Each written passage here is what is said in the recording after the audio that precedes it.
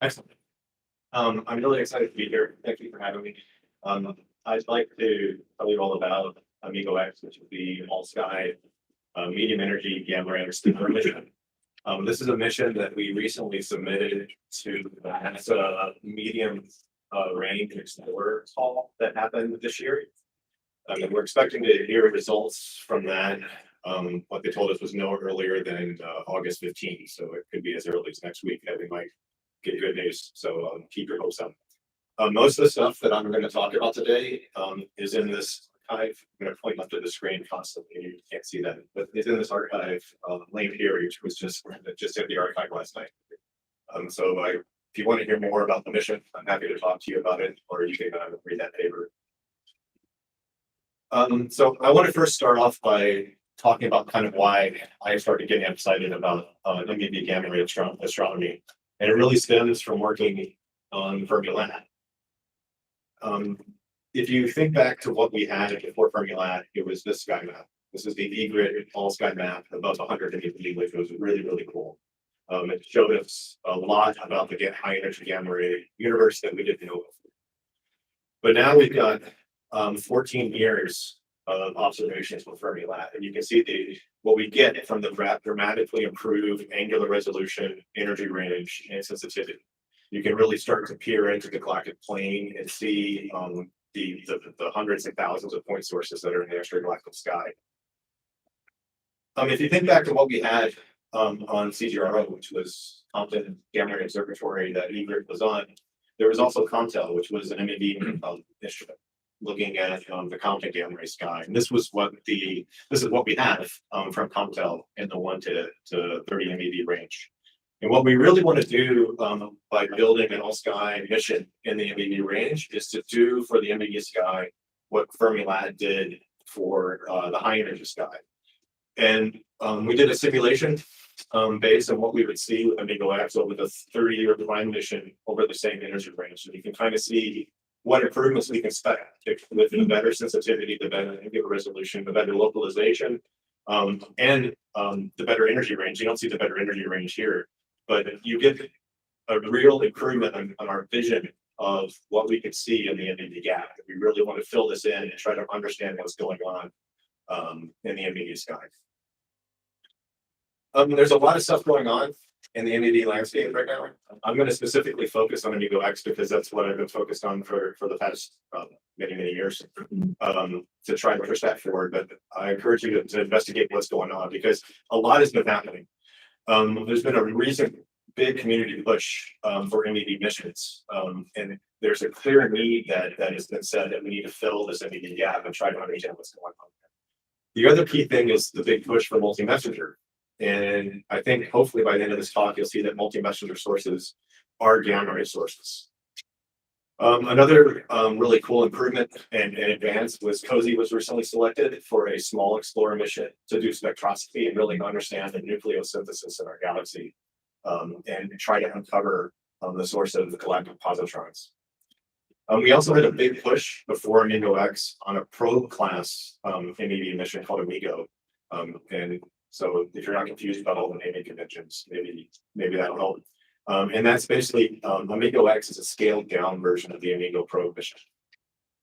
Also, Astrogan was recently selected to go beyond the step 1 phase in Europe. And so Astrogan can really be thought of the compatriot of Amigo and Amigo X in Europe. And so we're really excited about that. So there's a clear interest in space-based MeV astronomy. And I'm going to kind of go through our science case for Amigo X, but it's also relevant for kind of any science that you might want to do.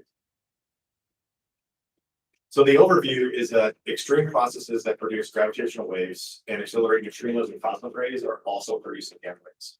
And so we're focused on 3 kinds of phenomena for Amigo X. One is cosmic rays from active galaxies, gamma rays from gravitational wave events, and then cosmic rays from within our galaxy and produced in our galaxy and try to understand where they're coming from. So basically, if you want to do multi-messenger astrophysics, you really need a wide field all-sky system gamma ray telescope because of these types of objects. We want to do a survey of the AGN in our sky, and we need a database of light curve and flaring states so we can understand where the neutrinos are coming Gravitational wave sources, neutron star collisions can happen anywhere in the sky anytime. So you need something monitoring the full sky with good sensitivity.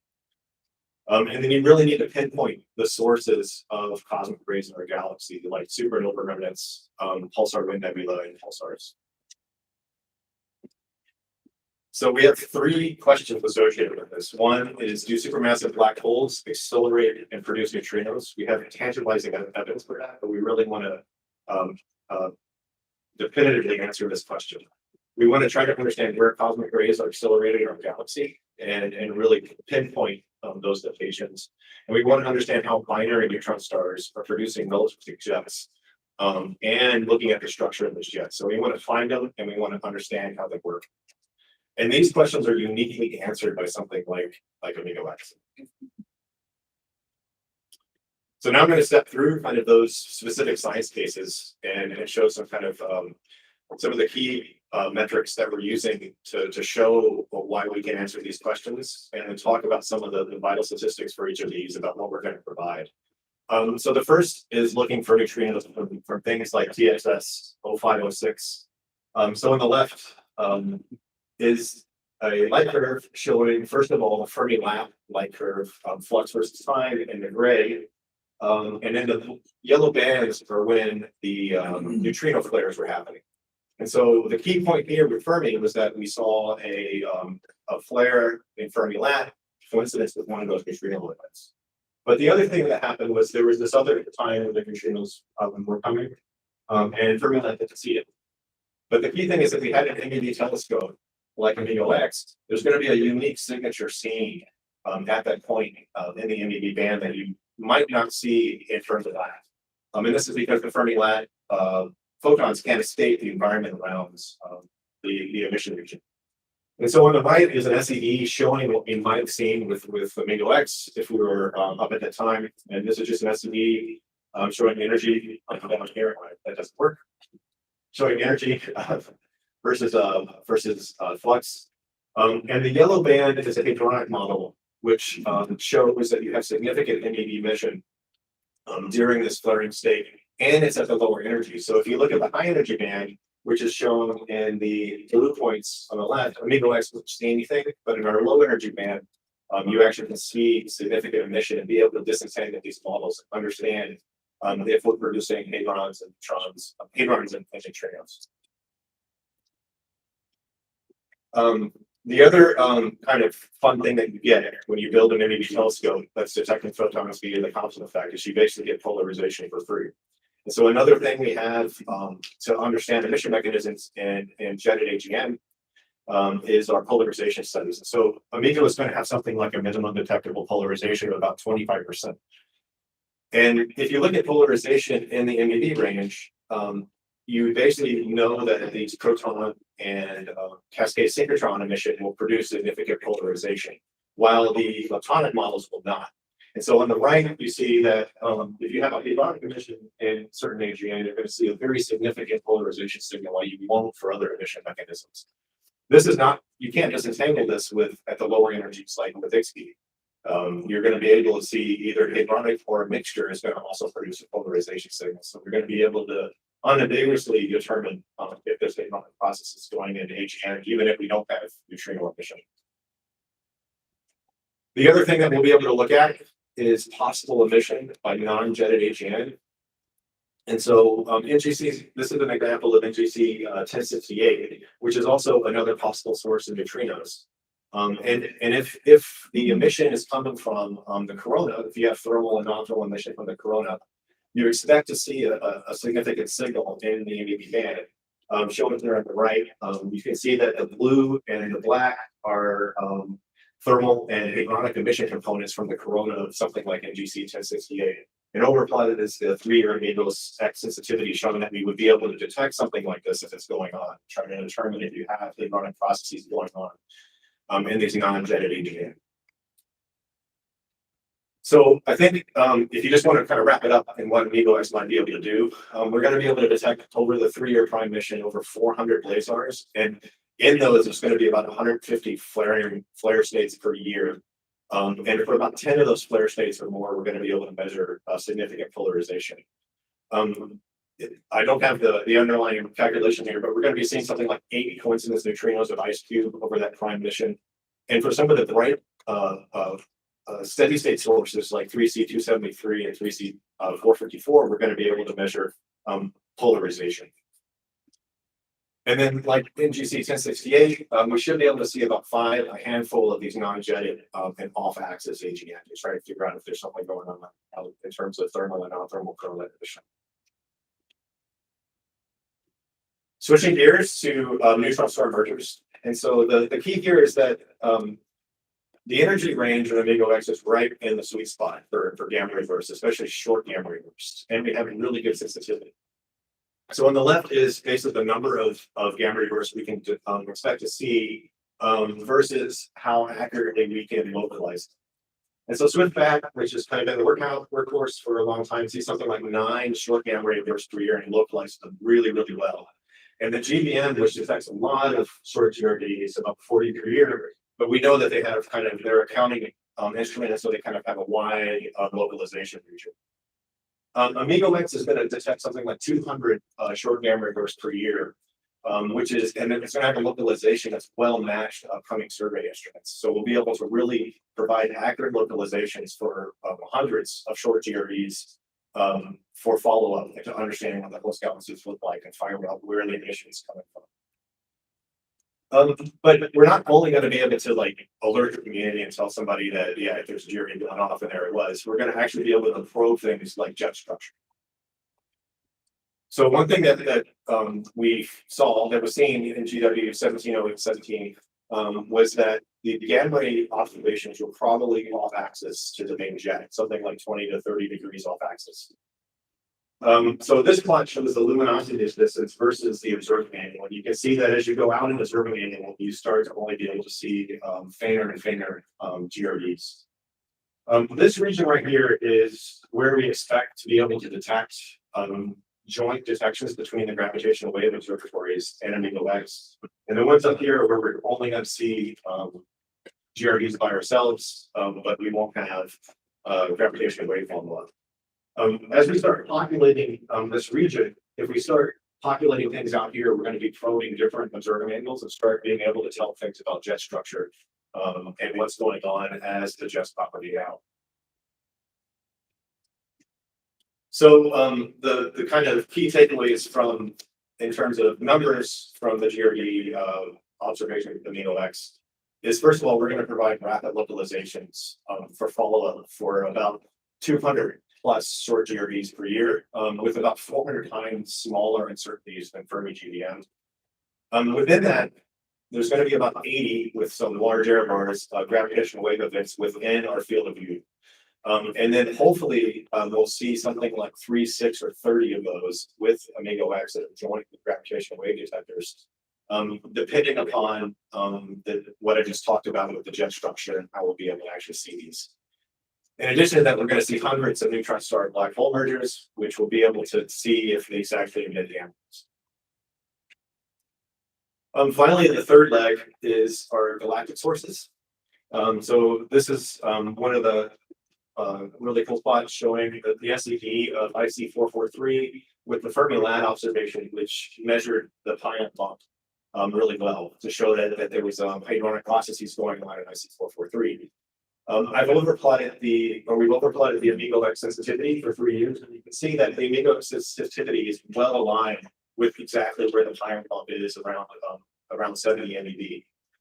And so for many of these supernova remnants, we're going to be able to really see the difference between like a Bremsstrahlung emission and the pion emission. And so even if we don't have a pion bump, we're going to be able to really accurately measure that Bremsstrahlung emission range for supernova. In addition to supernova remnants, we're expecting to see what we're calling kind of these MEV or medium energy peak pulsars. And so these might actually be a little different than the Fermi Lab pulsars that we know and love, in that they might have a different electronic densities within them than the Fermi Lab pulsars. So they might have a different amount of positron production than the Fermi Lab ones. And so they might be a source of the positron excess. The cool thing is that the pulsars themselves are a snapshot of that electrons and positrons produced. But the pulsar wind nebula that they're embedded in give us kind of a long-term average. So we're going to be able to study these throughout the galaxy.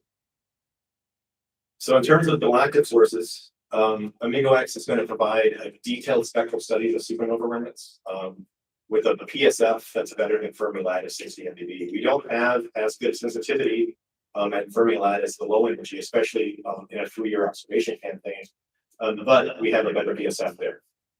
We're expecting to see something like 1 nova per year, and in addition to the recurrent nova that have been detected.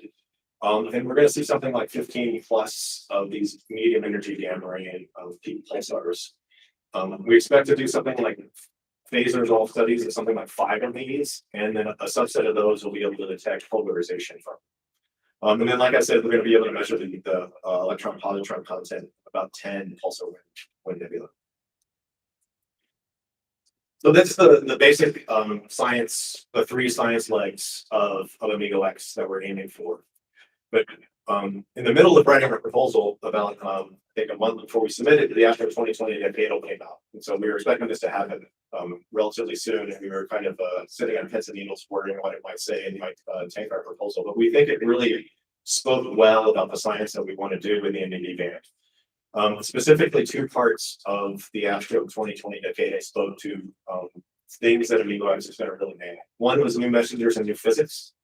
We are a multi-messenger observatory because we're really looking at all the different messengers that you could possibly think about.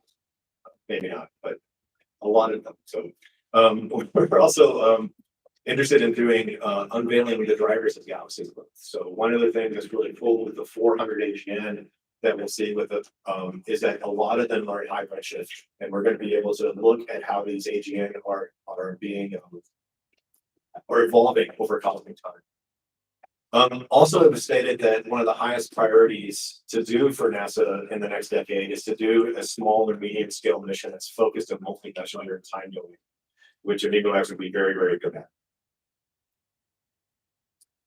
So I want to pause here, and in addition to like our core science case that we're planning to do, I want to reflect a little bit on the discovery space, because if Fermi Lab's been going for something like 14 years as of a couple of weeks ago, and think about some of the discoveries that Fermi Lab has made, and I'm going to have to guess because that's not real. So it's like we didn't know before, like the Fermi bubbles. There's the gamma ray novas. There's GW17, OA17A. And a lot of the other discoveries that Fermi Lab has made in the GeV band, we can expect to see similar discoveries that we just don't know about yet in the NDD band by opening up that window, looking at it in all sky, a survey of the NDD landscape. And so these things are like the large scale bubbles. We also will detect many long GRBs. I've only shown short GRBs so far. Things like jetted tidal disruption events will be a major focus. Accreting black holes, magnetar bursts, and flares. Like I haven't even talked about that. And I mentioned high redshift lasers. If you pop to the website, there's a lot of talks and posters and things that talk about some of these other science cases that you could do with an observatory like Amigo X or Astrogan. We're also complementary to what's coming up. So we're planning to launch sometime in late 2028, if all goes well. That's right when IceCube Gen 2 is operating. We're expecting the gravitational wave observatories to be upgraded by then and having other observing campaigns, and also CTA may be online going along, as well as the other optical wide field telescopes will be coming online and have come online since then. So I want to talk a bit about the mission and how we're going to do this. And so I talked a little bit about the energy range, and to detect gamma rays in there, we have to detect both air production and constant scattered gamma rays. So we do this with an instrument that has a single instrument, a mission that has a single instrument made up of 4 towers of silicon detectors in a tracker array with a cower and a reservoir. So the 4 towers are made up of 40 layers of what are active pixel sensor detectors, and so they're not like strips that are in Fermi Lab. These are individual detectors that have pixels on them for the fine position and energy resolution we need to do the Compton interaction. And so the way that this works is on the right, you have the different events that we can detect with Amigo X. The first is the pair event that we know and love. So a photon comes in, it converts in one of the silicon layers, and then we track the electron-positron pair through the tracker, and then we get its energy as a shower of calorimeter. If a Compton event comes in, we'll get a Compton interaction in the tracker. We'll be able to measure the energy and position of that Compton event, and then we'll be able to measure the Compton scattered photon in the calorimeter. If we also measure the track of the scattered electron, we'll be able to reconstruct a Compton event to a mark in the sky. If we don't, we'll have a circle in the sky. And finally, we're going to get many of these single site events, which are photons at low energy that photoconvert in a single site in our detector. And I'll talk about those in a bit. We have an active technology development campaign. The first is these active pixel sensors, which are called astropix, which have been technology developed for high energy physics that we're porting to space. And you can see that we're getting really good energy resolution with our prototype detectors, which is needed for the Compton reconstruction technique. The Naval Research Laboratory, which built the calorimeter for Fermi-LAT, is building the calorimeter for Amigo X.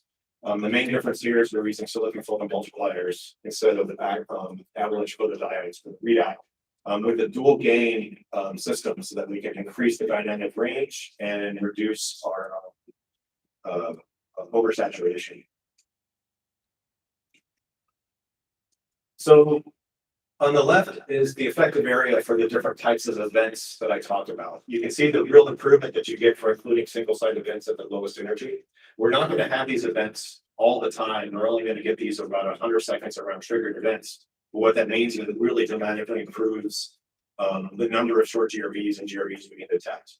Then you have your untracked Compton events, the tracked Compton events, and the pair events. And what this results in is a 3 sigma continuum sensitivity that is an order of magnitude better than Comptel and overlaps with Fermi-LAT at the high energy and with NuSTAR at the lower energy.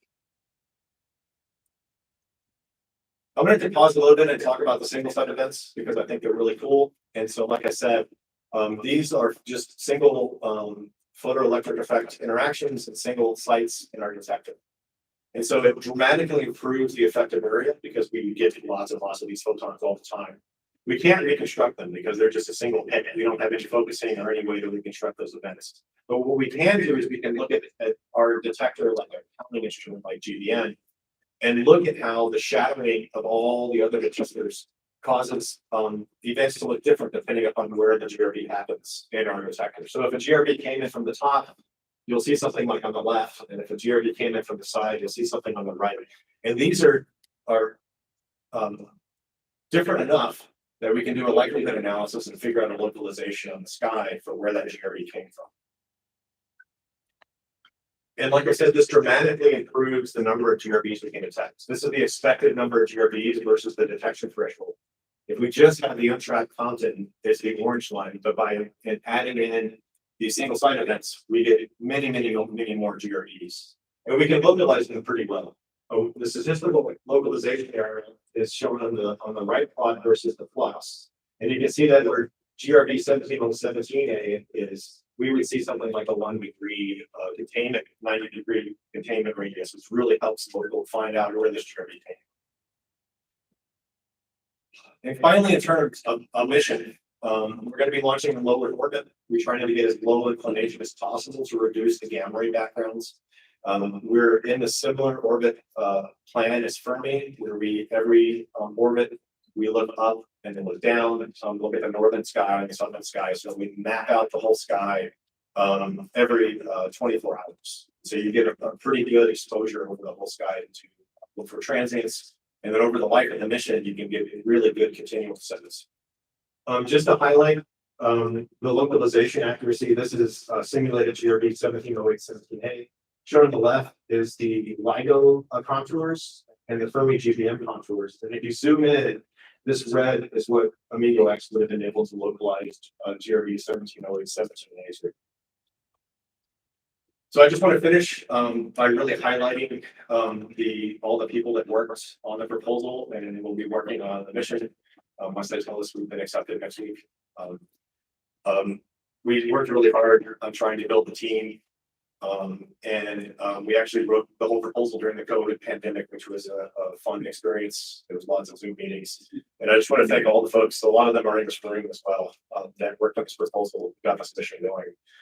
And I will say that as we move forward, and depending on the news that happens, we'll probably be expanding the science team. So if you're really interested in this type of mission, please talk to me or Marco Aiello is the science team lead. He's a good person to reach out to. So thank you very much.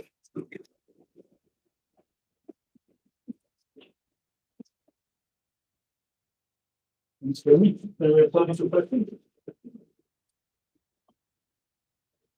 Thanks for the talk. Very quickly, what are the prospects for Tidal and TeVPA?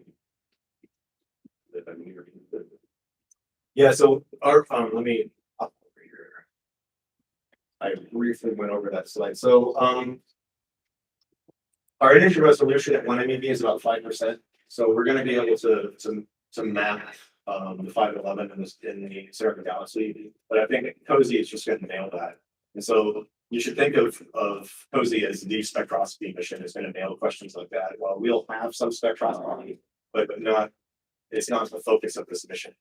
And so what are the angular resolution? Here somewhere. Oh no, it's not. Oh yes. The point square function is something like 4 degrees. Do you know the number for COSY? No, I don't. I see. Yeah. So one of the things that we decided to drop when we went from the probe mission to the mid-X was the spectroscopy. Because to get a good spectroscopy with an instrument like this, you have to have a more accurate measure of the scattering event, and so that would break the budget for something like a DLS. So we decided to drop that. Plus, it's going to fail, I think. Any other questions?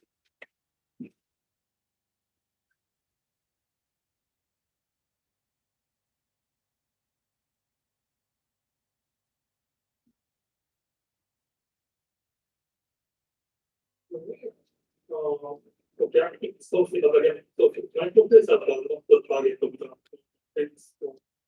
Is there any indication of microquasars?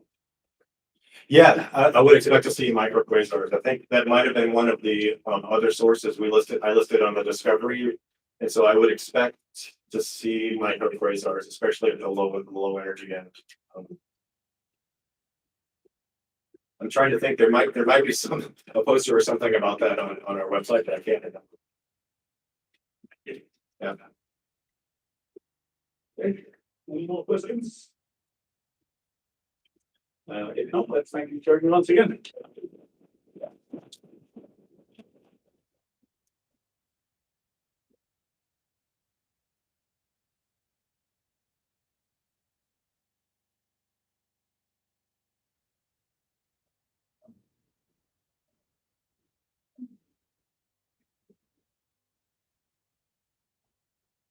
Thanks.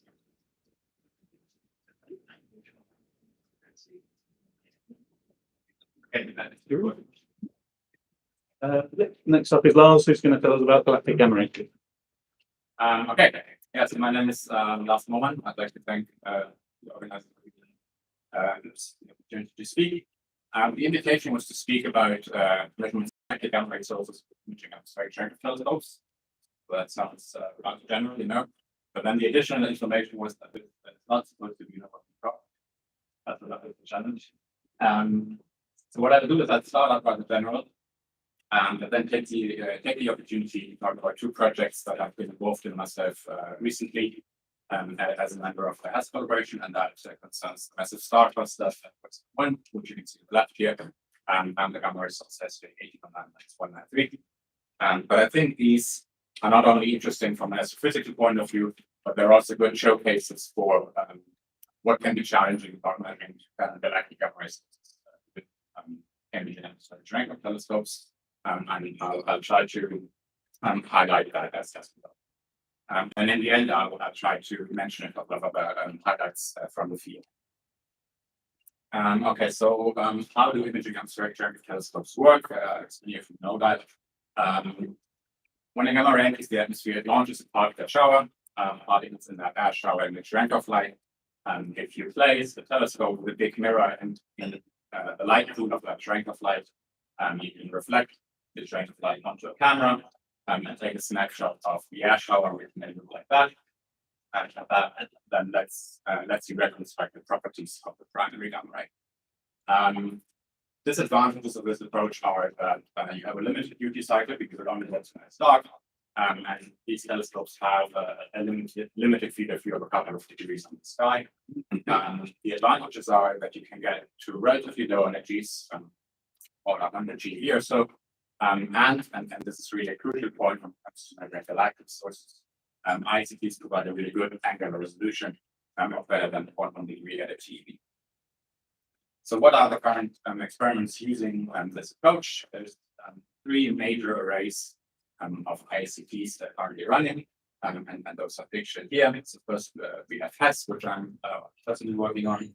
This is located in Namibia. It's the only array in the southern hemisphere currently, which is not unimportant if you want to study galactic sources. Consists of 5 telescopes.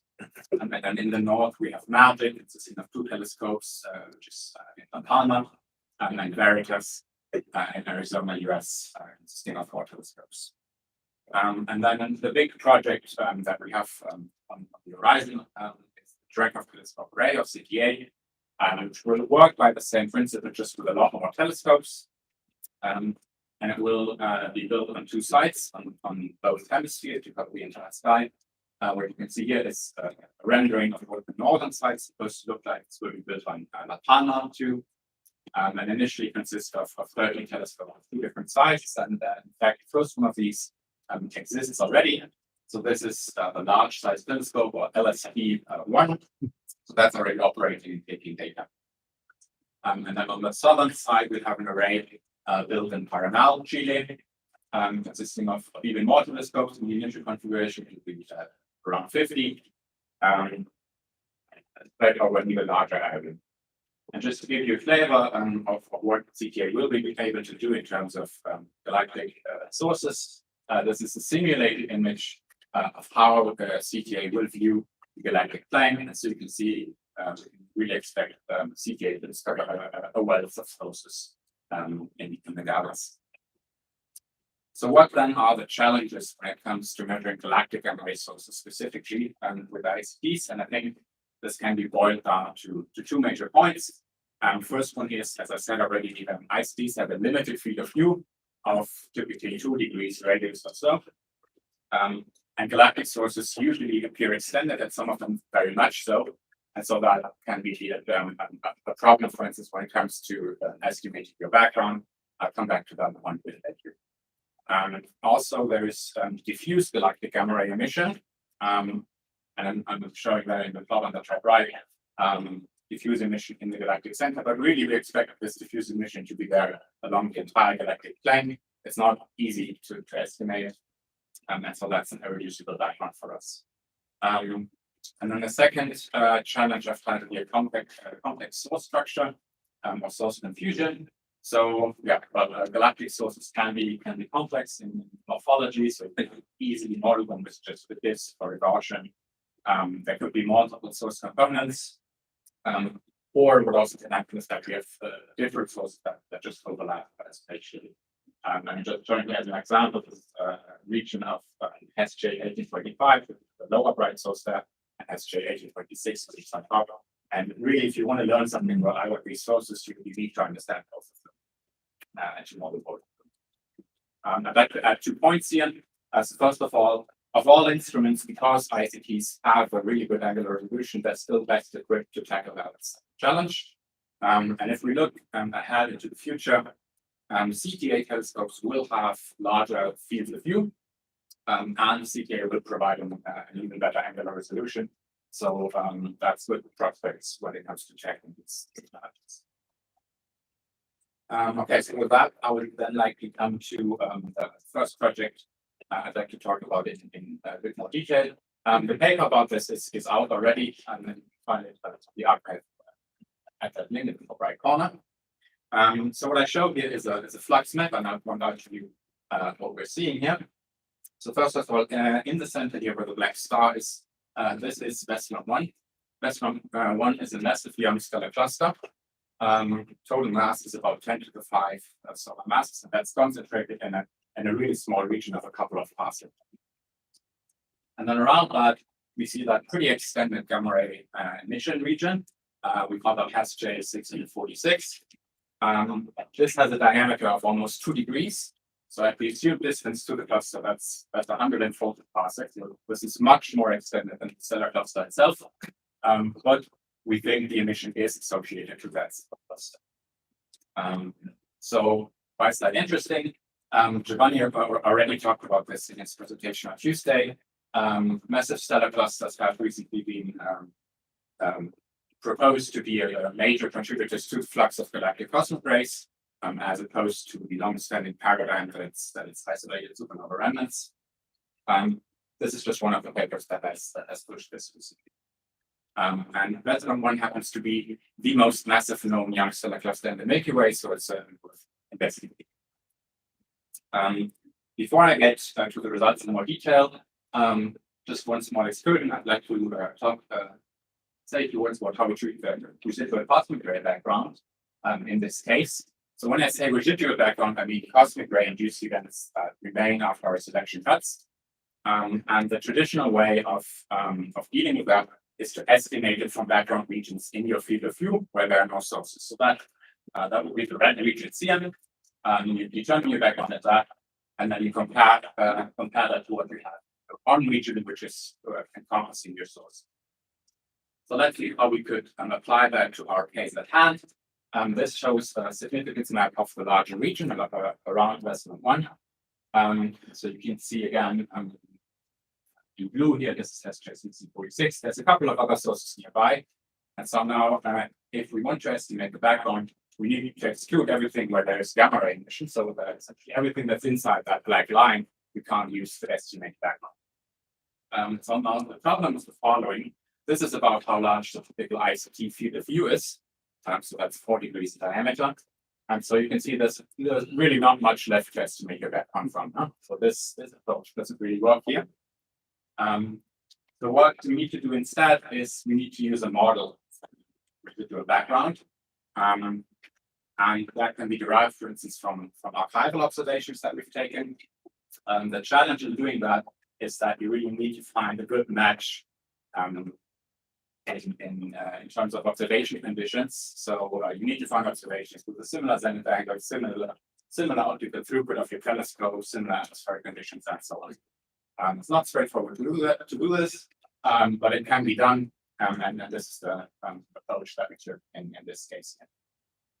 So let me come back to Vestron 1 then, and talk a bit more about the morphology of that source. I said already it's very much extended. It's also very complex if you look at this.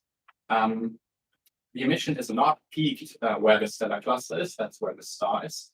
But rather what we seem to see is kind of a shell-like structure that's almost on the cluster. And then there are some bright spots on top. Another interesting question is whether that structure remains the same if we go to higher energies. And the answer is yes, it seems so. This map is above 0.37 TeV. This one is above 1 TeV. And you can still make out that shell-like structure. And this map here is above 4.9 TeV. And it still looks roughly the same shell-like structure, but with some bright spots on top. Another way of illustrating that is to have a look at this radial profile of the gamma ray excess. Gamma ray excess as a function of the separation from the center. The black line is the total emission. You can see that that has a peak at about half a degree or 35 parsec. So that's your shell. And the colored points show you the profiles for different energy ranges. And they all look very much the same. So that tells us you don't see any change in morphology with energy. What about the energy spectrum? Because the source is so largely extended, what we did is to extract the spectra in different subregions, but it turns out not to be so important because they're all very similar. So when we add up the flux from all of these regions, we get to this combined spectrum on the right over there, the black flux points. And you can see that that spectrum extends to several tens of TeV. So that's quite nice. So how can we interpret these results then? As first of all, we've looked into the various possibilities, but think that really only the stellar cluster can explain the majority of its emission. There are two energetic pulsars that they're located where the green and red triangle are. Those may contribute locally a bit, but they can't explain the total emission. So then the question is, where are the cosmic rays that are responsible for this gamma ray emission accelerated? And there are several different possibilities here. So first of all, the acceleration could happen within the cluster itself. So say at interactions between winds of these massive stars. The fact that the gamma ray emission is not peak where the stellar cluster is maybe somewhat disfavors that scenario. But the acceleration could also be connected to the collective cluster wind. So the idea here is that the stellar winds of all those massive stars inside the cluster could superimpose and form a collective wind. And that collective wind would then blow a superbubble, what we call a superbubble, into the interstellar medium. Giovanni has also mentioned that in his presentation, so that sketch might be familiar to you. And then acceleration could happen at magnetic turbulences within that superbubble, or it could happen at the cluster wind termination, which you cannot see also in that sketch over there. And I'd just like to highlight that second possibility. If you take a basic superbubble evolution model, the radius of that termination shock for Western 1 is expected to be at about 30 parsecs. And that just happens to match about the radius of that shell-like structure that we see in gamma rays. So that could be an interesting hint towards that scenario. We can't firmly associate the gamma ray emission with the termination shock, but it's certainly an interesting result. If that's the case, both the hadronic or leptonic scenarios, acceleration of protons or electrons could work in principle. So summarizing about the source, we see that extended gamma ray source SJ6046 with a shell-like morphology. We think it's associated with this massive stellar cluster S1, which means this is really a powerful cosmic ray accelerator. We can't say where and how are accelerated, but we do see that possibly intriguing connection with the propagation ship. Okay, moving on to the second project. This is about SJ1809.193, and I've presented that at the Gamma conference in Barcelona last month for the first time. We start out again with a flux map. So on the left-hand side here, you can see that again, relatively extended emission region. That's SJ1809. And on the right-hand side, you can see a zoom in on that core region. So let me point out a couple of further things. The black triangle is where energetic pulsar is, called PSLJ1809-1917. In the plot on the right, you can see that that pulsar is surrounded by an X-ray pulsar nebula, but that's not all. There are also supernova remnants in the region, shown in light blue. And on the right, you can see there are also molecular clouds, which are shown in blue and red. So that means there are really several plausible associations to the gamma ray emission that we're seeing. So that's interesting. And what makes it more interesting is that Hawk has also detected this source recently. So this is from their high energy catalog paper, and you can see J1809 here in this map about 56 TeV, and it's even still visible about 100 TeV here. At the Gamma conference, they also showed for the first time a spectrum of this source, and indeed that extends to 100 TeV. Okay, so how do we go about analyzing the source? I showed that picture over there already. The classical approach is that you define some kind of on region that encompasses your emission, count events in that region, and compare that to some off regions. Now, the issue here is that for SJ1809, first of all, that on region would need to be pretty large, which makes it difficult to find off regions. But there's also a second problem, and that is we wouldn't be taking into account the structure of that source at all if we would just sort of count events in that emission, right? So then there must be a better way of doing that, dealing with that. And that way is doing a spectromorphological likelihood analysis. So that means to model the spectrum and morphology of your source, or even several sources simultaneously, and describe your data as a combination of a template for your background, plus models for one of several sources, and do that as a function. So that approach will be familiar to many of you, as that is the usual way how data analysis are being done. But it's a relatively new concept for ICs. To do that, one needs a model for the cosmic ray background, but we have that. I talked about that already. And then we can really include an arbitrary number of model components. Could also include, say, a template for the galactic diffuse emission. Okay, so coming back to SJ809, we've applied this analysis principle here. And to make a long story short, it turns out that we need actually two source components to describe that emission. So what you can see here is, first of all, the spatial models. On the left-hand side, this is a significance map of this region before modeling. In the center, you can see is a residual map that we get if we just have one component. And you see that that doesn't provide a fit. There's still strong residuals in the map. And if we use a two-component model that's shown on the right, we get a good description of the data. And that's much preferred over the one-component model. So we have these two components here. Component one, which is shown in green, and describes sort of the extended emission, and component two, which is shown in purple, and that describes this bright peak that we see because of the buzzer. And then the energy spectra, those are modeled at the same time, as I said. For this extended component, again shown in green, we measure a cutoff at around 13 TeV. Whereas for this more compact component, the best fit is just a power law with an index of around 2, and we don't see a cutoff to that. So here I show this flux map again, this time just overlaid with the with these two components. So again, component 1 in green shows the extended emission. Component 2 describes this bright peak. If you look on the right-hand side, you can see that this second component is slightly offset from the pulsar and the pulsar nebula, but it still overlaps a bit.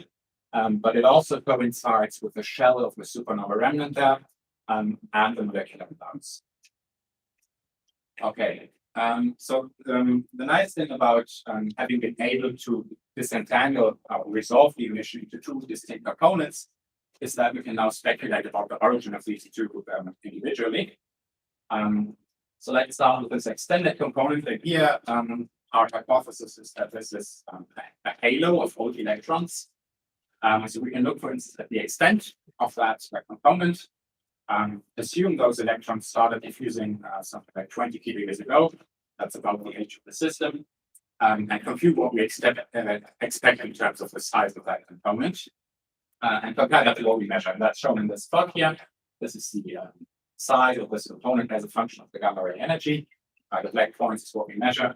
And if you look at the blue curve, we can see that we get a reasonable agreement here. If we assume a diffusion coefficient of around 2 times 10 to the 27th square centimeter per second, and that's quite a reasonable value that's comparable to what was measured in for the Geminga pulsar nebula, for instance. Another argument in favor is that we expect the gamma ray spectrum for that component to show a cutoff because the highest energy electrons should have cooled away by now, and that's precisely what we observed. So that also seems to fit in this picture. What concerns the second, more compact component here, the situation is a bit more unclear. Could be leptonic, so inverse Compton emission from electrons provided by the pulsar nebula. As I said, the component is a little bit offset from the pulsar nebula. So the scenario here could be that those are sort of medium-aged electrons that have escaped from the immediate vicinity of the pulsar into the somewhat broader region. However, it could also be hadronic in origin. So then it will be cosmic ray nuclei accelerated, say, lower supernova remnant here, and then interacted in the molecular clouds. The fact that this component is centered on the shell of the supernova remnant and the molecular clouds might suggest this. It's also viable energetically, so we need about 3 times 10 to the 49 Earth in photons, so that could be provided by the system. Okay, summarizing about this source, SJ1809 is an unidentified still habitat candidate in really a quite fascinating environment. We've been able for the first time now to resolve the emission into two distinct components. And this analysis approach of doing a spectrum morphological likelihood analysis has been really crucial here. Publication about this is almost ready, so watch out for that. And now in the last couple of minutes, I would just like to mention a couple of other recent highlights from the field. This is a very personal selection and certainly not exhaustive. So one result that certainly got us all very excited recently is the detection of a nova, ours of Nuki. This is the first time that TeV emission from nova was measured, so it's a new source class. And also the first galactic transient source. It was detected with both CAS, MAGIC, and LST1. And I think in all the cases, the hadronic scenario, so acceleration of protons, is favored. And this also has sort of some implications for how efficient we think cosmic rays can be accelerated in supernova. Another interesting result is about the microquasar SS433. So a microquasar is a binary system where one of the objects is a black hole. That black hole forms an accretion disk around it and two jets perpendicular to it. In the case of SS433, those jets are also perpendicular to the line of sight. In 2018, Hawk had already reported the detection of those jets at high energies, not the central binary, but the jets. And this has now been confirmed with S, as you can see on the right-hand side. We also detected these jets. And the nice thing with TESS is that we'll be able to resolve the structure of that emission in the jets better. So that's quite exciting. Another very interesting and complicated region is that of SNR G106 and the Boomerang Pulsar Nebula. This is a well-known extended gamma ray source since long. But recently was detected up to really high energies with Tibet and Lasso, even up to 500 TeV. And MAGIC has now provided a new result, a new high resolution view of this region, and they've been able to resolve this emission into two components. That's shown at the bottom right. These two components are called head and tail. And if you look at these maps here in different energy bands, you can see that the head region is mostly seen here at low energies. So here the hypothesis is that those are electrons that have escaped from the pulsar nebula, which is up here, by the way. And the tail region is mostly seen at high energies, so that's this part here. So that would be the counterpart to the laser source. And those could be protons from the SNR colliding with a cloud now. But all of that is still debated a bit. Another source discovered by Lars recently is J2108. This was also discovered above 100 GeV. And for that source, there's no detection with ICTs yet. There's also not really an obvious counterpart. It is coincident with a molecular cloud. So Veritas has looked at the source, hasn't been able to detect anything in 35 hours. But their upper limits here challenge the hadronic scenario that was put forward in the last paper. And very similarly, LST1 also looked at this source for 91 hours even. Same picture, they haven't been able to detect anything, but their upper limits are constraining the scenario that was put forward. And then this is the last result that I wanted to show, because I think it was presented for the first time at this conference on Monday by John about the supernova remnant IC 443. Details comes by Veritas. They see a very nice correlation with the GeV emission measured by Fermi, which suggests that the GeV and TeV emission has an origin, and also a very nice correlation with gas tracers. So as the IC443 is really one of the few systems where we know it's an hadronic accelerator, it accelerates protons. Unfortunately, it's not a tevatron because it doesn't reach high energies. And that brings me to my conclusion. So galactic gamma ray sources are often complex and extended. So that's where the high resolution of ICTs is really crucial. This approach of a spectrum morphological likelihood analysis can be very powerful, I think. I presented two projects in more detail, Vestland 1 and SJ1809. In summary, I think it's fair to say that after more than a decade, Hess, Magic, and Various are still providing very exciting results. In the examples I showed in the end, it also became clear that recently we've been having a quite fruitful interplay with wide field instruments like HARC, LASSO, and Tidal. And so that means we have also exciting prospects for the future when we'll have CTA. So with that, I'd like to close and thank you for your attention.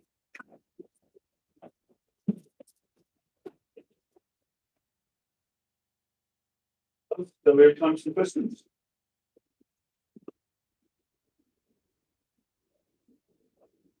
In the case of SJ9, the first component we explained is the diffusing high lower levels.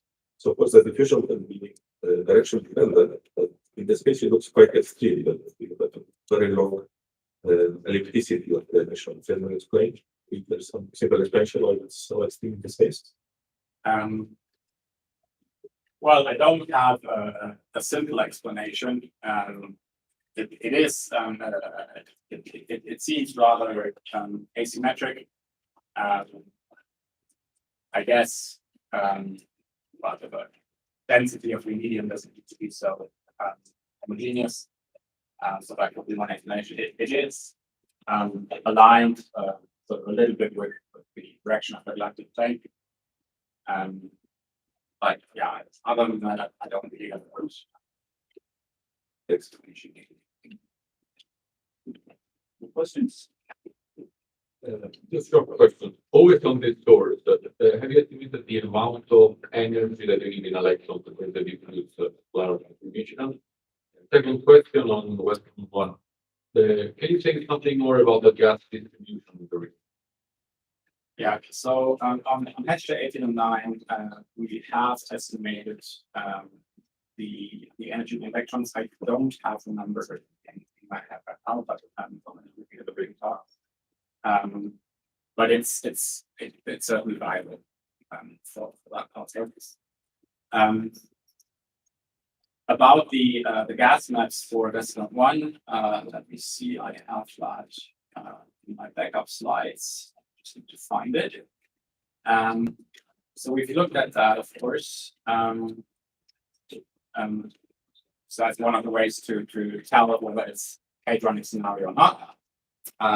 So what we have here is an H1 tracing, showing the atomic hydrogen, and in the bottom CO map showing molecular hydrogen. And what you can see is that so in red, the Hess contours are overlaid. What you can see is that in the regions where we have bright gamma ray emission, there actually seems to be a rather low gas density, which means that is certainly a challenge for a hadronic scenario. Now you can sort of evoke some scenarios. So there could be CO dark gas. So for instance, molecular gas could be photodissociated due to the strong radiation fields around the cluster. So there are maybe ways out, but yeah, at face value, it is a challenge. Questions? I might just take on if I can. For Westland 1, is there any alternative to stellar wind as the power source? Could it be unresolved SNR or? Yeah. So first of all, it's quite likely that several SNRs have happened inside the cluster during its lifetime. We know of only one stellar remnant in the cluster, but we haven't detected anything else. That might be because the cluster has just blown away all the material, and so we don't see any traces. Other than that, I mentioned those two pulsars in the region, but those don't really can explain the entire emission. Well, of course, there's always the possibility that you have some undiscovered counterpart that might explain it. But the fact that this entire emission seems to sort of surround the stellar cluster, it's suggestive that is research. Okay, thanks. Any more questions about Cleary? And then we'll thank Lars again. Good morning, everyone. Please take a seat. We reconvene for the second session of this morning. And so we have the pleasure to have Cecilia Lunardini, who's going to talk about neutrinos and cosmic rays from Tidal. Thank you. Okay, thank you. I will talk a little bit for inviting me to speak. In the interest of time, I will mostly focus on neutrinos, on Tidal disruption heats. So I want to start with an introduction of Tidal disruption events, of TDEs, and particle accelerators, explain what they are, and try to convince you that they could be neutrino emitters. And then I will show some recent developments on observed neutrino TDs associations, global observations, and offer some possible theoretical interpretations of that, and then finish with discussion summary. So let's start with TDEs, the particle accelerators. So what is a tidal disruption event? It's the phenomenon of when a star becomes too close to the massive black hole, and so it's torn apart by its tidal activity. And so the star is split into debris, and then some of these debris fall back to the black hole and are created, and they power flares. And these flares are very important in astronomy because they illuminate the galactic nuclei that are normally inactive. We have observed so far about 100 candidate TDEs, and most of them are thermal, meaning that they have had body spectrum, but 3 of them had evidence of non-thermal spectra, which are interpreted as evidence of jets. And these are called jet TDEs. So this cartoon shows the physics, what I just said, the words, the see the star approaches the black hole, and when it becomes closer than the critical radius, it's torn apart and debris come out. And we are talking about clouds of roughly stellar mass, flat X, and supermassive black holes between 10 to the 4 and 10 to the 8 or so something like this.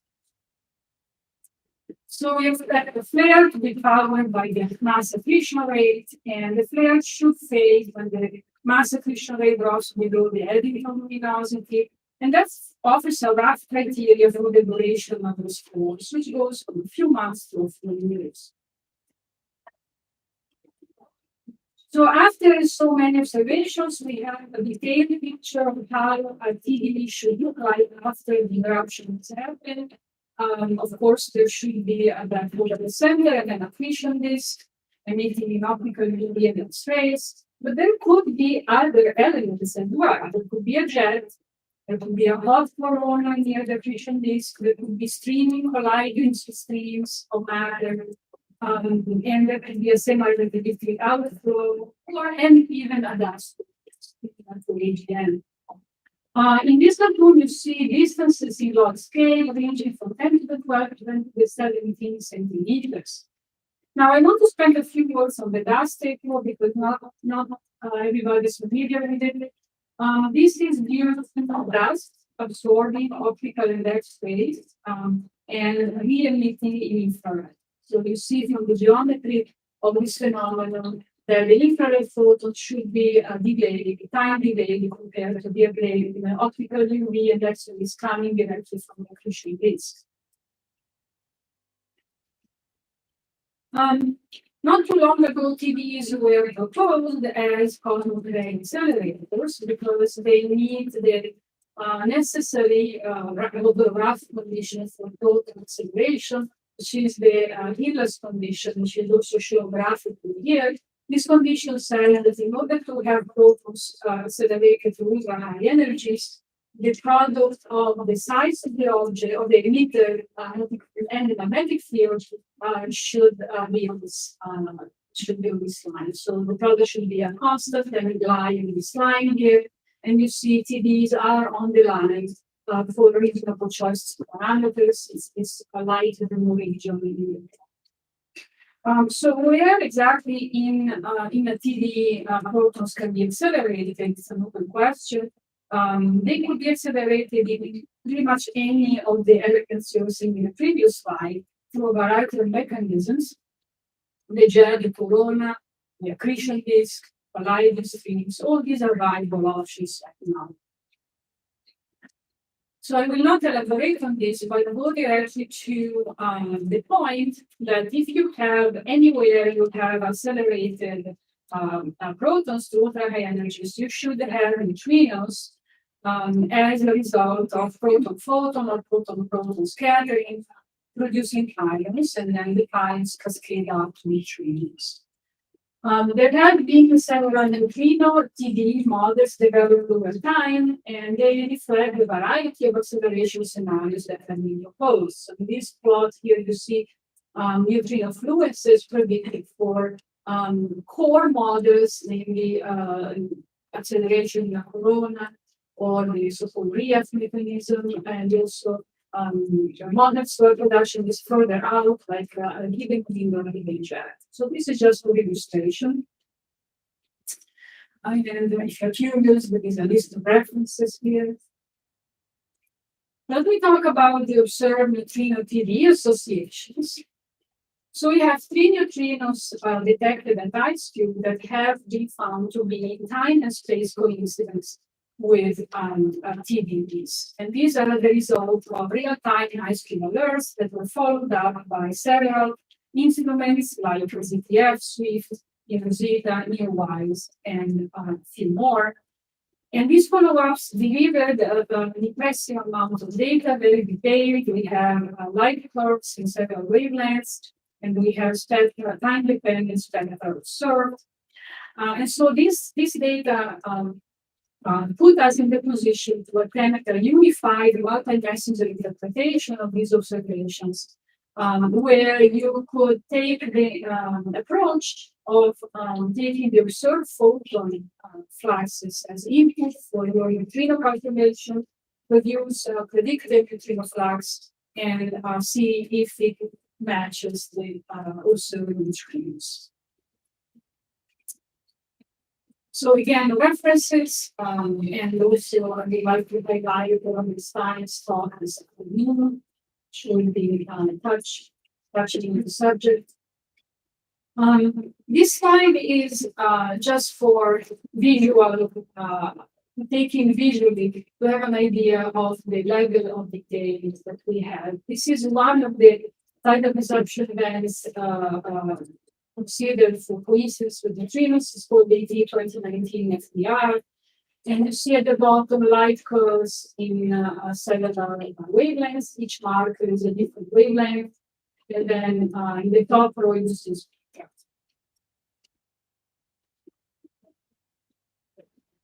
So these are the three TDEs that were that are candidate sources on neutrinos. Because they have similar names, I will call them by the last letters.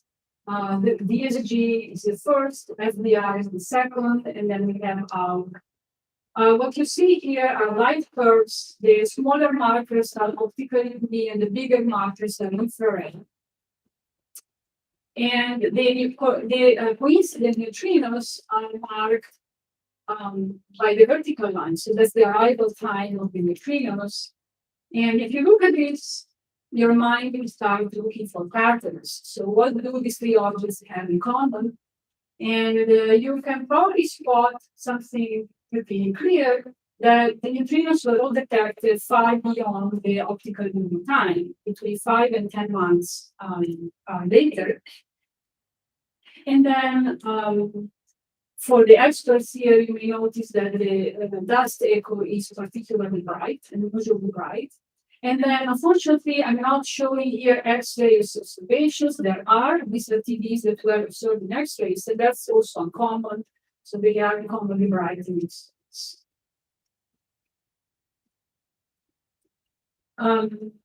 This table is just for reference for those that want to have more details. Let me just point out, if you go to the second block, you'll see that observe neutrino energies ranging from 80 to about 200 TeVs. And at the bottom, you see the quoted statistical significance for a combined analysis, which is 2 10 to the minus 4 in p-value. There is a reference there if you're curious, and there was also a parallel talk earlier in this conference. So let me go now to interpreting these observations, and this is the subject of my most recent work in collaboration with Gabriel, where we started by taking some basic assumptions. So we assume that VSG, FDR, and ARC are all TDEs, which is not obvious. Attribution classificates is never certain. And we also assume that the neutrino associations are real.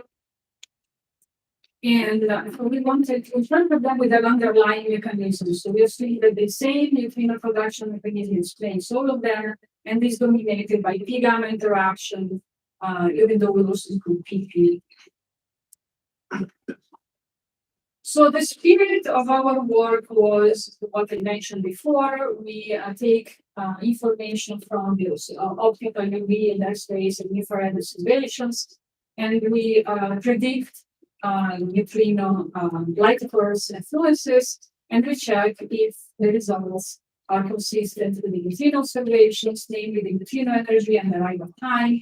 And we do that for different hypotheses, where in each hypothesis, the dominant photon target is a different X-rays or optical UV or infrared. I don't know how much I will be able to show because time is running fast.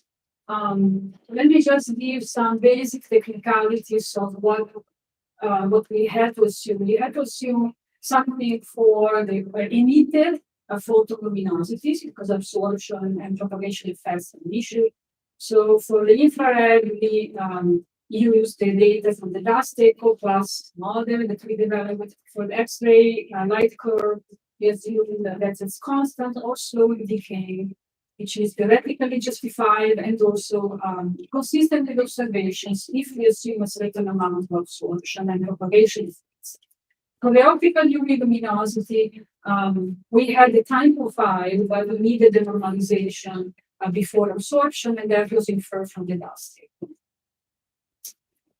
So we assume that there is some so-called acceleration mechanism at play that gives us high energy protons, and we consider the isotropic scenario, so there is no jet here. And for the proton luminosity, we assume that it evolves in time like the optical light curve, and we set it to be 20 times that into luminosity at the peak, which is also theoretically justified. It's into the -2 spectrum with a cutoff EP max that has to be beyond PV. So before I proceed, a couple of key ideas on producing neutrinos through p-gamma interactions.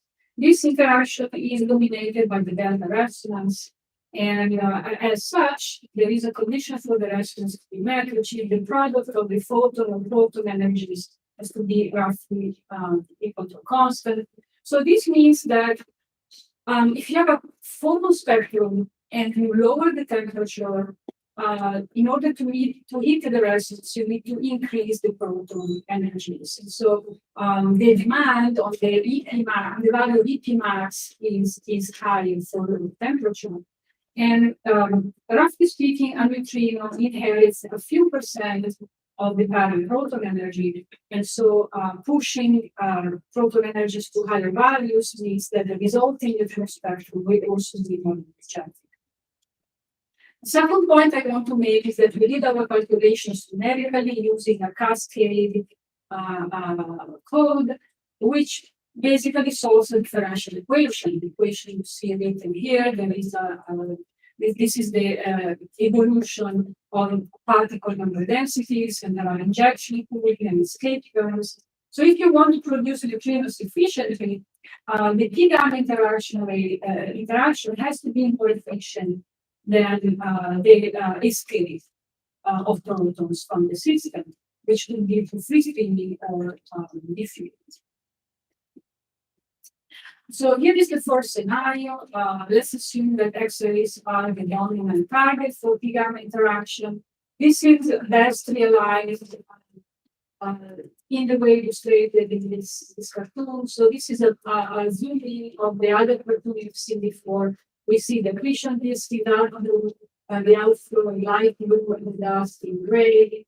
And we are assuming that the protons are scattering mostly in the gas space. So in order for this to be realized in a consistent way, the radiation zone, which is where the neutrinos are produced, it should be kind of further out, around 5 to the 50 centimeters.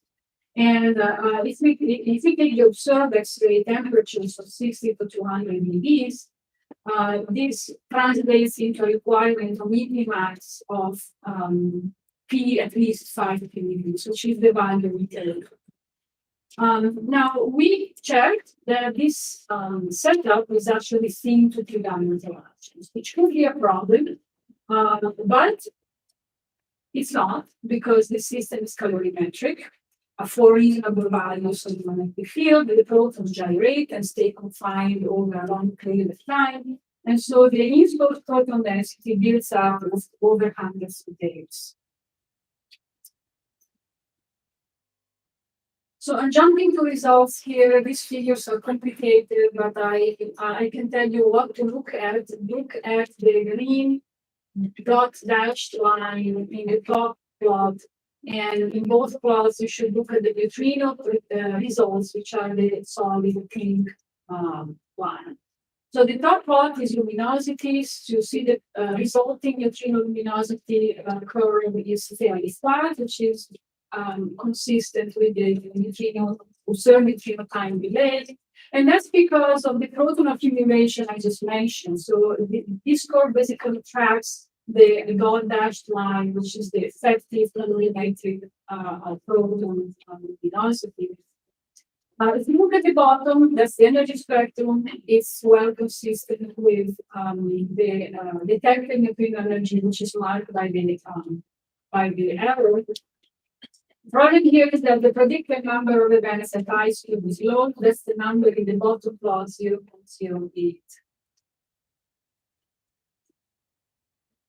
This is just for consultation. If someone wants to see the slides online, you can take a look at the results for the 3 TDs. They are very similar to each other. Let me now show briefly the second scenario where the main target photons are optical UV.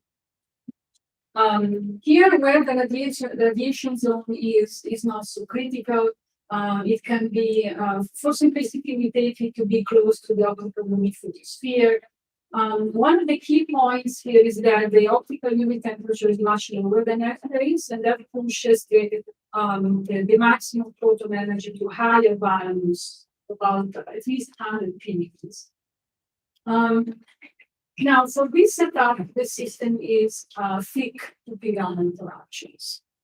So there isn't much of an effect of proton containment. This has consequences, which you see here. Again, look at the same dashed and solid curves as before. Here, the neutrino resulting neutrino light curve is declining more quickly because it basically follows the proton light curve, which interfollows the optical UV light curve. The time of arrival of the neutrino is the arrow indicated by the arrow. So there isn't really a great consistency. There is also tension in terms of energy because the observed energy is well below the peak of the spectrum modifying, which you can see in the bottom plot. But the positive aspect is that because there are so many optical UV photons, we get a higher expected number of events at high speed of 0.22. So again, this is for those who are curious about the other 2 TDs. The results I'm showing are for FDR, and this slide shows the other 2 as well. And finally, a scenario which is a relatively new idea compared to the previous 2 that were elaborations of previously suggested possibilities. The new idea is that the target photons could be infrared.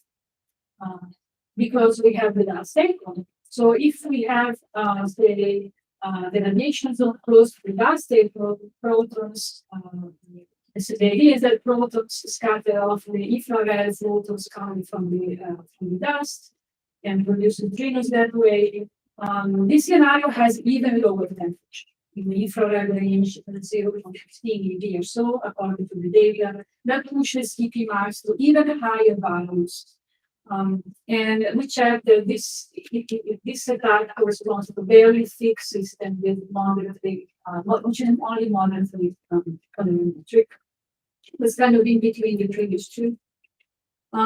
Results again, so this is very attractive because in this scenario, the neutrino production is directly linked to the infrared photons, and so the neutrino light curve follows the infrared one, as you can see. And this really produces a good consistency with the delayed neutrino detection. And there is, however, a worse tension with the energy because the spectrum is more energetic. So there is, as you can see, doesn't really well with the observed energy. And also the number of events at ice cube is low because we are talking about the bigger density. So photons are, the photon number density is diluted at these large scales. So here is the slide for those who want to know details. This is also important. This is a summary of how the three scenarios perform, and the takeaway message here is that each of them has pros and cons. So there isn't a single scenario which is favorable. So before I finish, I would like to address the question that some of you may have. What would be the contribution of TBEs to the diffuse flux at ice cube? This has been studied, and according to the models you have seen in the previous slide, we have predicted the diffuse flux considering some basic assumptions. So we took some tidal disruption rate, regular initial function, and also we assumed that the realizations of the model for each of the three TBEs DSG, FDR, and ARC contribute to a third of the population of all TBs. So we assume that each of these TBs is representative of a third of the population. And in the plots, you see what we find. There are large uncertainties modeled by the shaded Plenary region. And you see that, and also, I should say, we adjusted the normalization to meet the data, which corresponds to setting the fraction of TDs that emit neutrinos to a number of about a few tenths of % less. So these figures tell us that for the X-ray based scenario, there is pretty interesting consistency with the ice cube data over at least a couple of orders of magnitude in energy. If we accept relatively optimistic randomization. For the other two models, the neutrino spectrum predicted is just too energetic, and there isn't, you can't produce the low energy ice cube data. So I'm ready to finish. As a summary, I talked about tidal disruption events, which are stars being destroyed by supermassive black holes. I showed that there are three likely neutrino TBEs associations, which substantiate the idea, which was formerly considered somewhat exotic, that TBEs could be neutrinos. And TBEs could account for maybe a few tenths of %, and the diffuse flux at ice cube in the most optimistic scenarios. And we have three candidate neutrino TBE associations, and the candidate TBEs have some special features. But which special feature is associated with the neutrino production is not clear. So I show several scenarios, and they are all valid. So for the future, I'm eager to see if future observations answer some questions And one of them is, are these three associations real? So maybe more in-depth statistical studies would be desirable. And also, I mentioned earlier that there is a problem with classification of these objects. So are FDR and are really TVPs. DSG probably is, but these two are still being debated. So maybe long-term observations will answer the question. The second question is, of course, which of those special features that I mentioned are really related to the neutrino production, if any. So are neutrinos related to the dust angle? Are they related to X-ray emission? Are they related to proton confinement by magnetic field? We don't know, but maybe if we had one more neutrino TV association, maybe that will bring some clarity. And finally, if we get to the point where we know that ICOG observed in TVs, then we can start asking ourselves, what can we learn about TVs from neutrinos? And ultimately, what can we learn about supermassive black holes from neutrinos? Maybe we can learn something about supermassive black hole population. There might be connections with the black hole spin. There could be a way to test what type of stars fall into black holes. So it could be a window on in the stellar population in the vicinity of supermassive black holes. So I have finished. Thank you for your attention.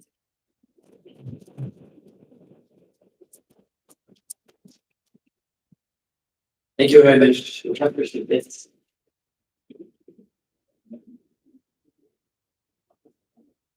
If you could you go back a couple slides to the ICP there?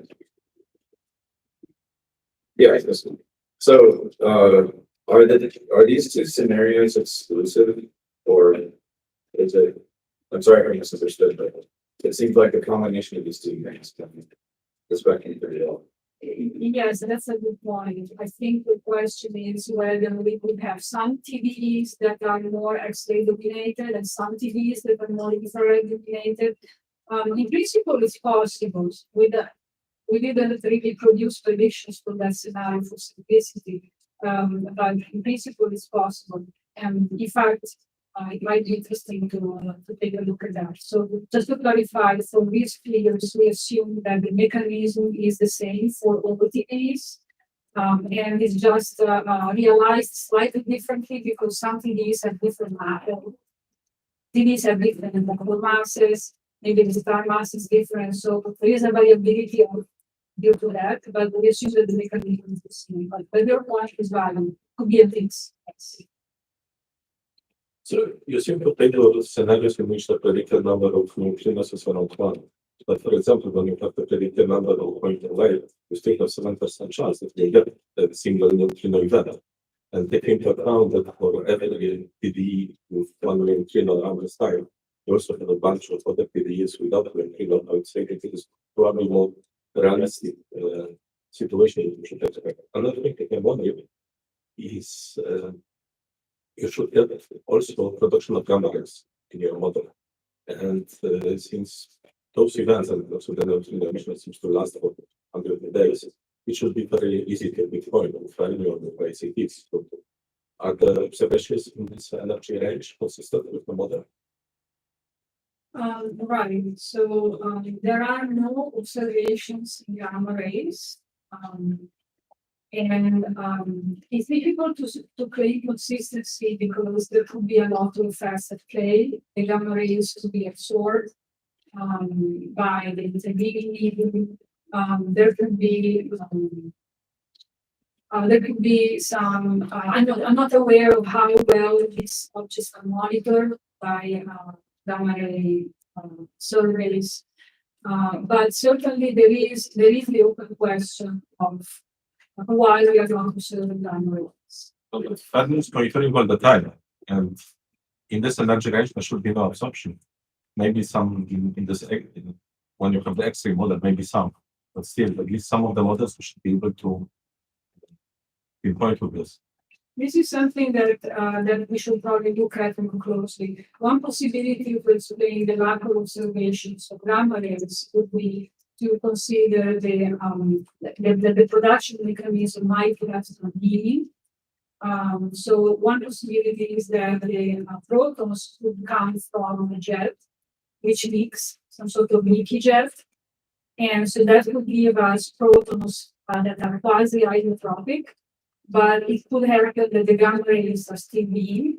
And so if we are in a situation where we have a slightly fluxus jet, that might reconcile. But I agree with you that this is an important question, and we should Stay tuned to the next observations. I think we have to move on. Thank you very much again, Cecilia.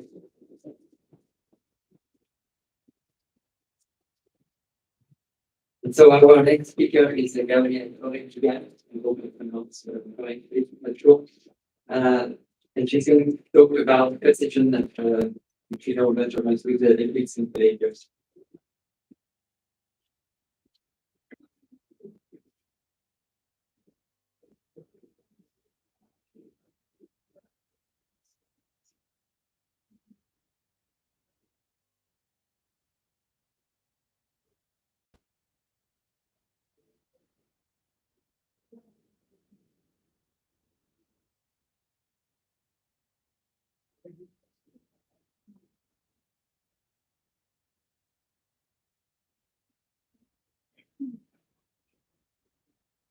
Good morning. I'd like to thank the organisers for the invitation to present. As mentioned, I'll be talking about new developments in scintillator detectors and the neutrino physics we can measure. So as an overview, I'll start with an introduction to the physics that we can address with these detectors. And then actually going to take a brief detour from my nominal scope and talk a little bit about water Cherenkov detectors, which are of particular relevance given our location. Then I'll move into scintillator detectors and present some recent results from some of those projects. And I'll talk about what the future for this field might look like based on some new technology development. So let me start with a disclaimer. Scintillator detectors offer a lot of light per unit of energy deposited, which means you get great energy resolution and low energy flow. So on the whole, we're talking about somewhat lower energy than many of the topics in this conference. It's more MEV scale physics we're talking about. So one of the areas that is particularly close to my heart that you can do with these detectors is solar neutrinos. We originally started looking at solar neutrinos because they offer the possibility to probe our understanding of the fusion processes that power the sun. Now, the first project that detected them saw a significant discrepancy between the predicted flux of neutrinos and the observed flux. That, of course, became known as the solar neutrino problem, which was resolved by the Sudbury Neutrino Observatory, which demonstrated the neutrinos were changing flavor between the electron flavor that they were produced in the sun and then they were detected on the Earth. And it was for that discovery, of course, that Mohrmann was awarded the Nobel Prize a few years ago. And moving on from that, we're now in a division that we can actually go back to the original intention and use solar neutrinos to probe and further our understanding of the sun. So at present, there are actually uncertainties in the metal content of the sun. And we can use neutrinos from the subdominant fusion cycle, the CNO cycle, to measure the metal content of the sun. That informs our ideas of stellar evolution, particularly for heavier mass stars. We can also probe the interaction of neutrinos with matter, both in the sun and as they propagate through the Earth, if we detect them at nighttime. And these neutrinos are also sensitive to various things.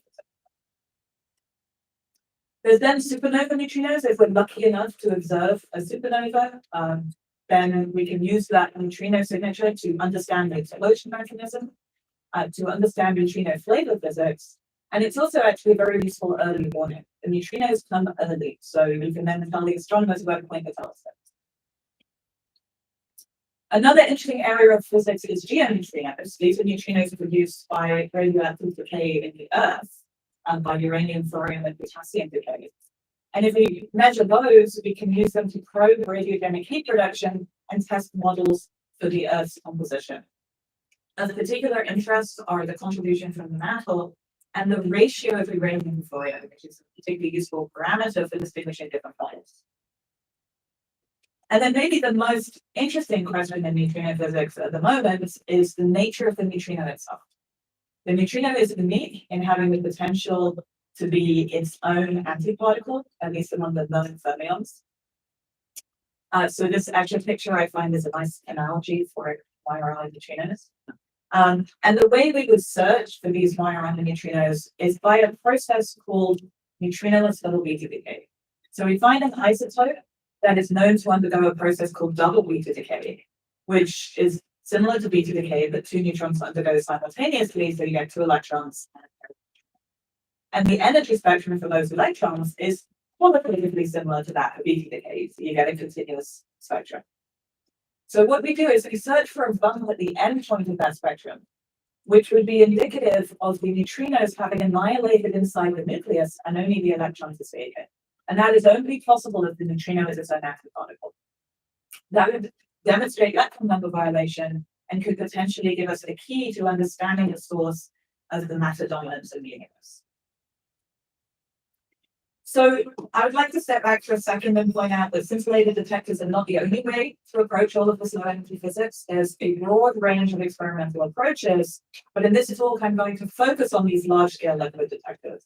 So I will briefly mention the subgroup neutrino observatory, which was a water Cherenkov detector. I will talk in more detail about SNO+, its successor experiment, which is an operating scintillator detector.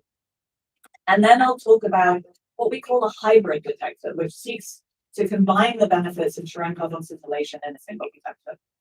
So as a disclaimer, this is not a comprehensive overview of the field. It really is just a few targeted points.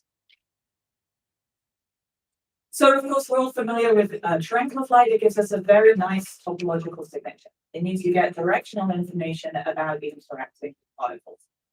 And subgroup neutrino observatory, SNO, made use of this in combination with the unique heavy water target to resolve the solar neutrino problem. But in recent years, there's been a number of new results from SNO, and that's where I'm going to focus, just to show you some of the other physics that can come out of these. So SNO actually searched for the Lorentz violation. This would appear as a preferred direction in the solar neutrino flux. We also searched for neutrino decay, which would appear as an energy-dependent disappearance. So you would see it as a distortion to the spectrum of the neutrinos that you detect. And then we've also searched for HEP neutrinos, which is actually the last flux of neutrinos from the sun yet to be observed, and the diffuse supernova neutrino background, which is a glow of neutrinos from past core collapse supernova. Now, in all cases, we have not seen a significant signal, but place new limits on the potential effects.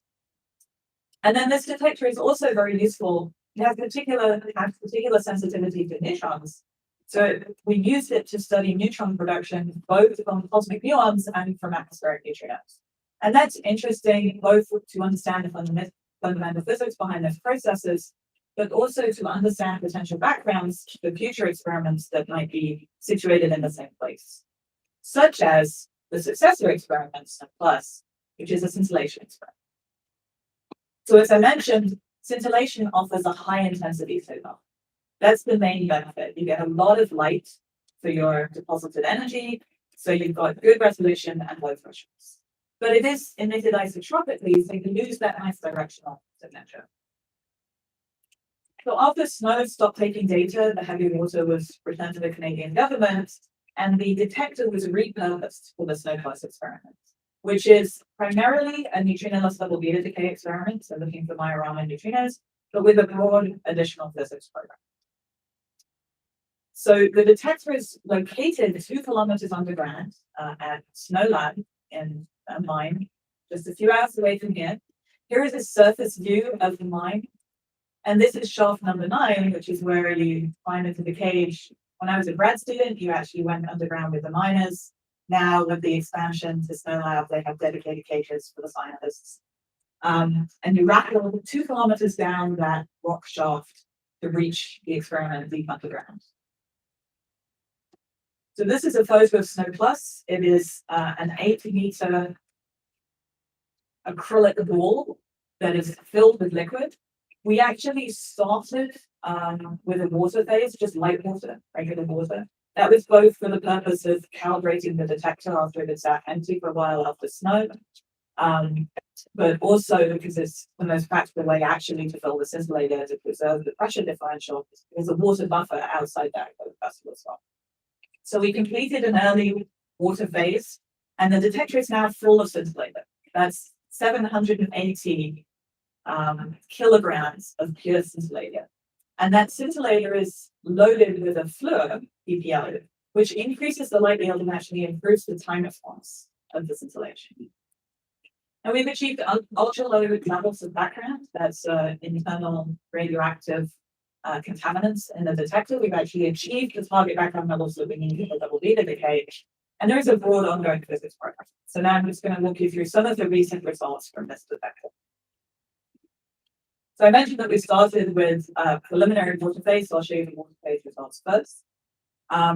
That phase actually gave us a unique sensitivity to some areas of physics because of the deep location and a very clean detector.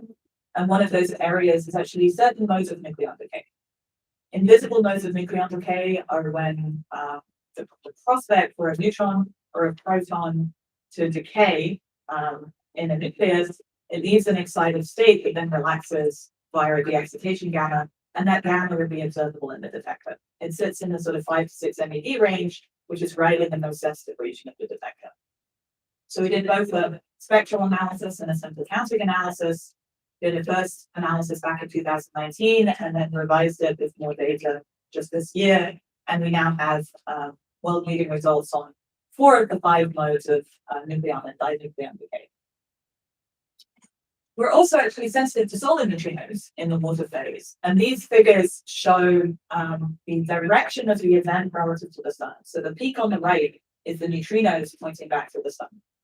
The one on the left has a threshold of 3.5 MeV. That just shows that we can reconstruct neutrinos at that low energy threshold.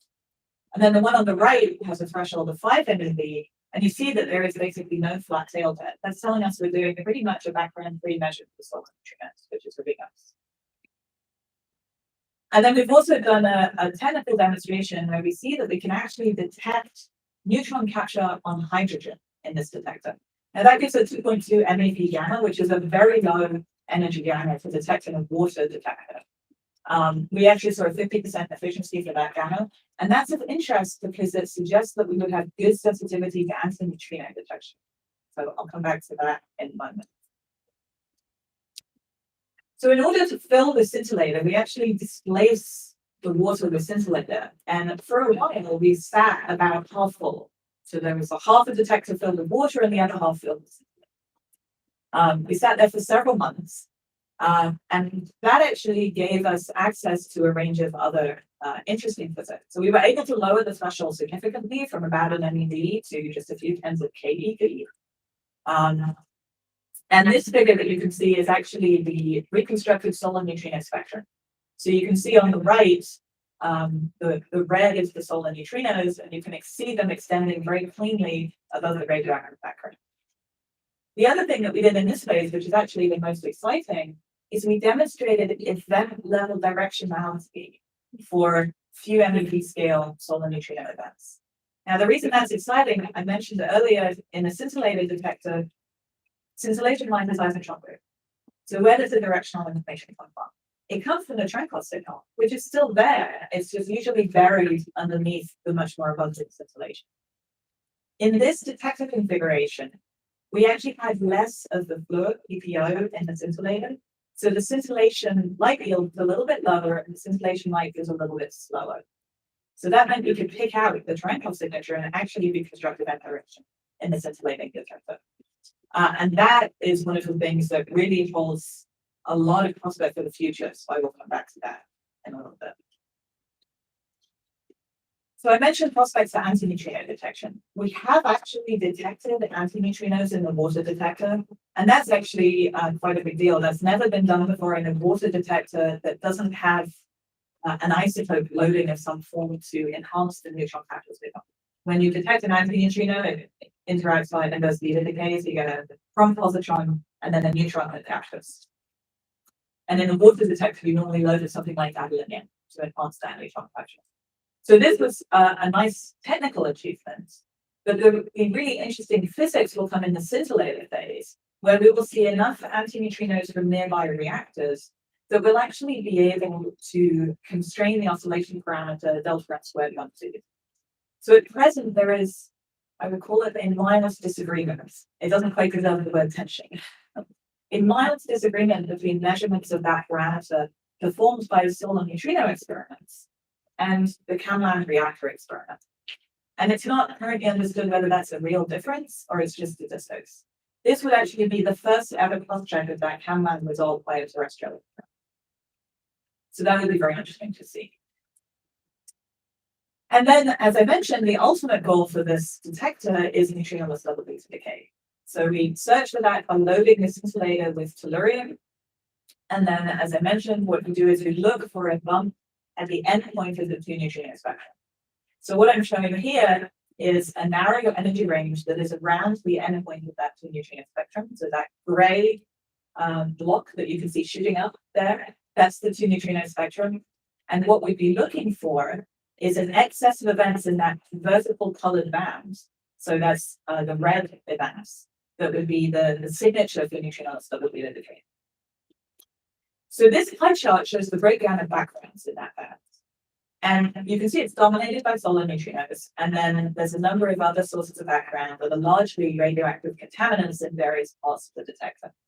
What's great is that at this point, we have constraints on every component in that band from various additional data. So the solar neutrinos have been incredibly well measured. We've measured the backgrounds in the scintillator. The tellurium has been sitting on the ground for several years at this point, so it's cooling down there. The cosmogenic activation of that would be very low. And external gammas were measured during the water phase. So at this point, we have a lot of confidence in our projections for the sensitivity of this experiment because we really understand it. And what that looks like is something like this. So we measure the sensitivity for this process as a half-life, a number of years. Current experiments are around 10 to the 26. And you can see that in our first phase, will be very competitive with current experiments. And the plan is to go for several percent loading. So that bottom line that shows phase 1, that's 0.5% tellurium in the scintillator. But ultimately, we plan to put in 3 or maybe even 4 or 5% tellurium, and that takes you up to that phase 2 line, which you can see gets us beyond 10 to the 27 half-life. So I'm mostly focusing on Cern Plus, but it would be remiss to not mention Vieregg because they have Vieregg is a scintillator detector with a lot of beautiful solar neutrino results.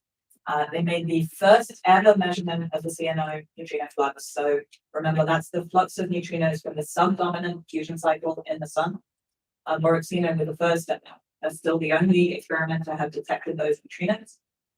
It was a beautiful campaign that achieved astonishingly low levels of radioactive background in order to do so. And they actually have 2 results on this now. In the second one, they're at the point that they can start to probe the models. So you can see that here. The bottom band is the uncertainty of their results, and then the different colored points are the different model predictions.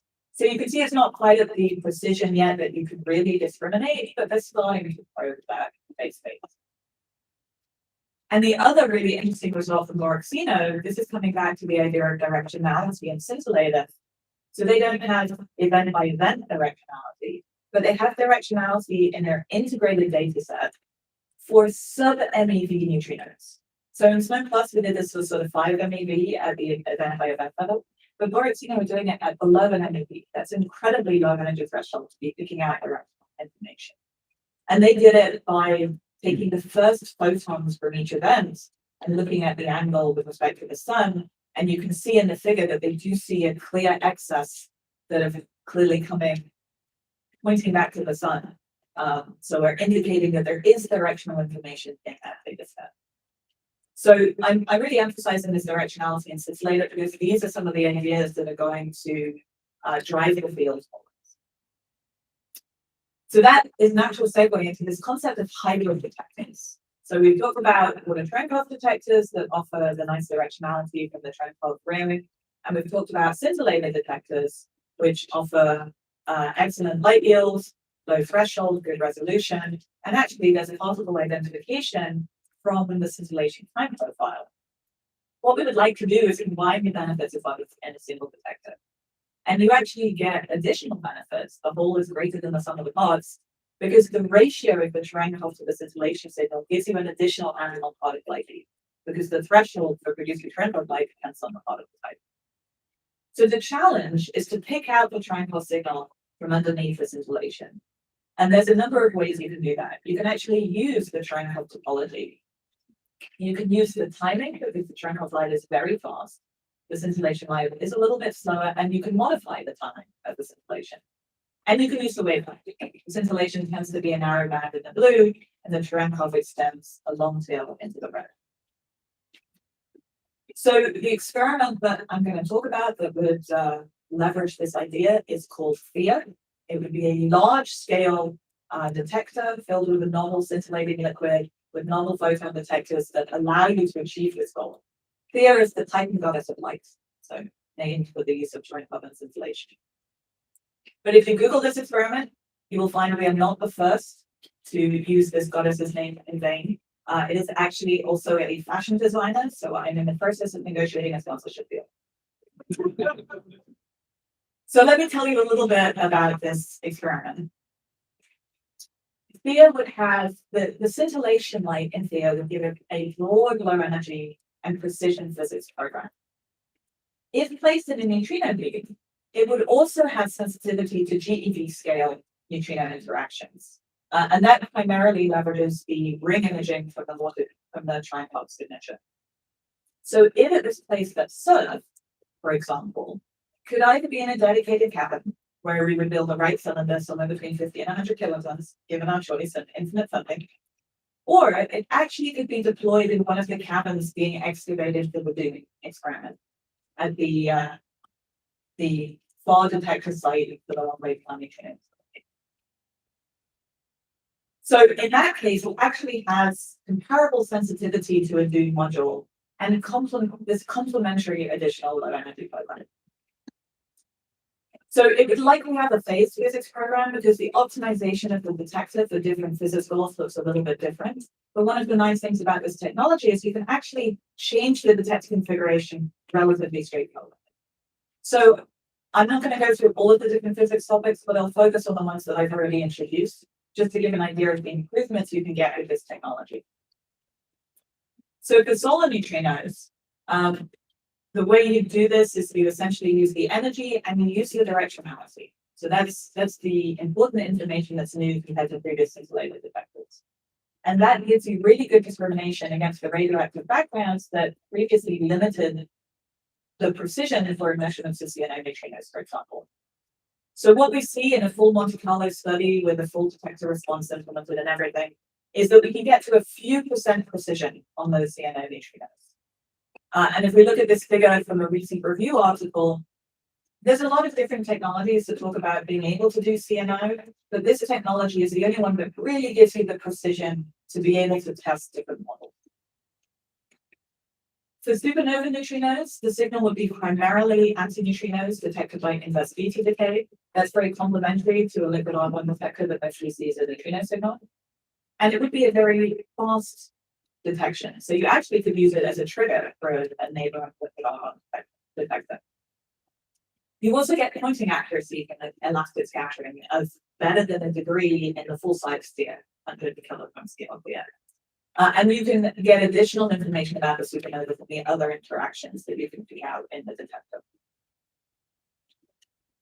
The diffuse supernova neutrino background, I mentioned that we looked for this in snow, but didn't have the precision quite to detect it. TheA would be able to do, in the full size TheA, 100 kiloton, we would get 5 sigma detection in a little over 1 year. And a lot of that comes from the Cherenkov scintillation ratio, which gives you this excellent event identification. So you can see in blue is the signal and in black is the dominant background. And you get this beautiful separation between the two. I'm going a little bit quickly because I don't run out of time for this game.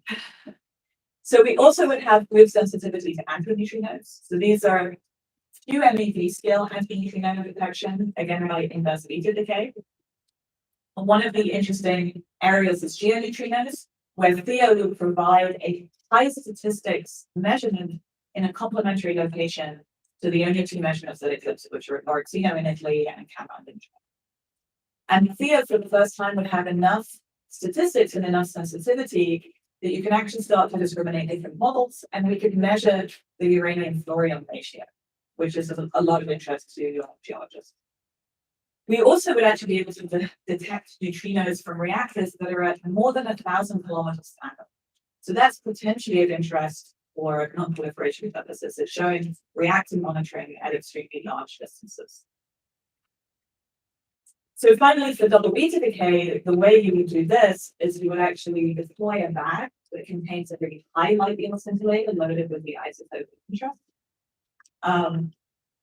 And that gives you, again, the sensitivity comes from the same ideas, is the excellent event and particle identification that you have from the many different capabilities of this detector. So you get a sensitivity that's on the order of a few times 10 to the 28 years, which is starting to reach into the normal ordering of masses for those who are familiar with the phase space. And if I compare it, so this figure shows the sensitivity of all of the proposed next generation experiments. These are not operating experiments, they're next generation experiments. And you want to be further down the y-axis, that's showing better sensitivity, that's showing the mass sensitivity there. And you see here is highlighted in green on the right. It's very competitive. So let me just very briefly, I'm not going to talk through this in detail, but I just want to give you an impression of the breadth of development work that's going on. So there's a lot of work in developing the scintillator properties that would optimize the performance of a detector like this. Brookhaven Lab is one of the core places, but there's work at LBL and at Oxford and Mainz in Germany. And there's a lot of work in characterizing these scintillators, doing the proton quenching, you do ring imaging, light yield and time profile measurements, scattering and attenuation measurements with long arm devices, and then also details related to the deployment of the scintillator. And there's a lot of things going on in it, just to give an impression of what's going on. And then there's a lot of work also in novel photon detectors. So LAPPDs are very fast photon detectors. Dichroicons are spectrally sensitive. You can actually sort the photons by wavelength. And then there's this concept called slips, where you actually achieve that by having different density layers of liquid in your detector. So this is my last slide. We're building a couple of prototypes to demonstrate some of these capabilities. The anion detector at Fermilab will deploy a very small, a few hundred kilograms of these novel materials. The new dot detector is designed to demonstrate the sensitivity for double beta decay. We're building a few ton detector at Berkeley that will be built to be flexible to demonstrate different scintillators and different photon detectors. And then there's a 30-ton detector being built at Brookhaven to demonstrate the large-scale optical properties and stability of these materials. So theories of broader international collaboration. A lot of people are interested in these ideas, and this is my summary slide. Hopefully, I've convinced you that there's a lot of interesting physics here and a thriving community exploring the depth of the art. Thank you.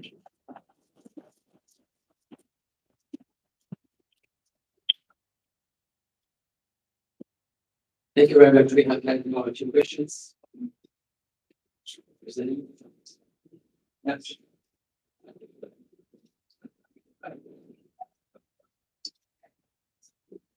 Thank you for bringing me up. I'm not a neutrino person, so apologies if this is a naive question.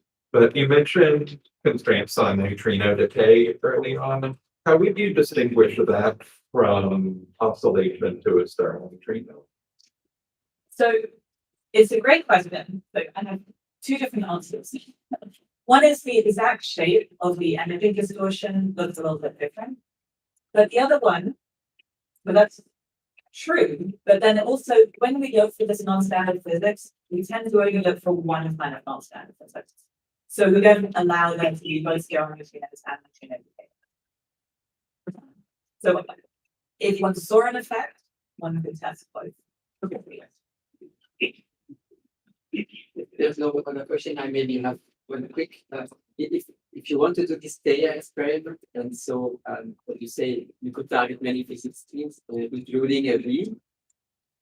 Do you then have to try to find a compromise in terms of shifting, right? Or, you may want to do different physics that requires shifting with respect to background. So for any of the low energy physics, we would have to be very deep underground. Yeah, that's the point. Yeah, but if we would locate it at surf, it's the 4,800 meters water equivalent level is sufficiently deep and would see the being far better. So we'd be able But to you do can't do both then. No, we can do both. Yes, we can do both at max. Okay, thank you very much again.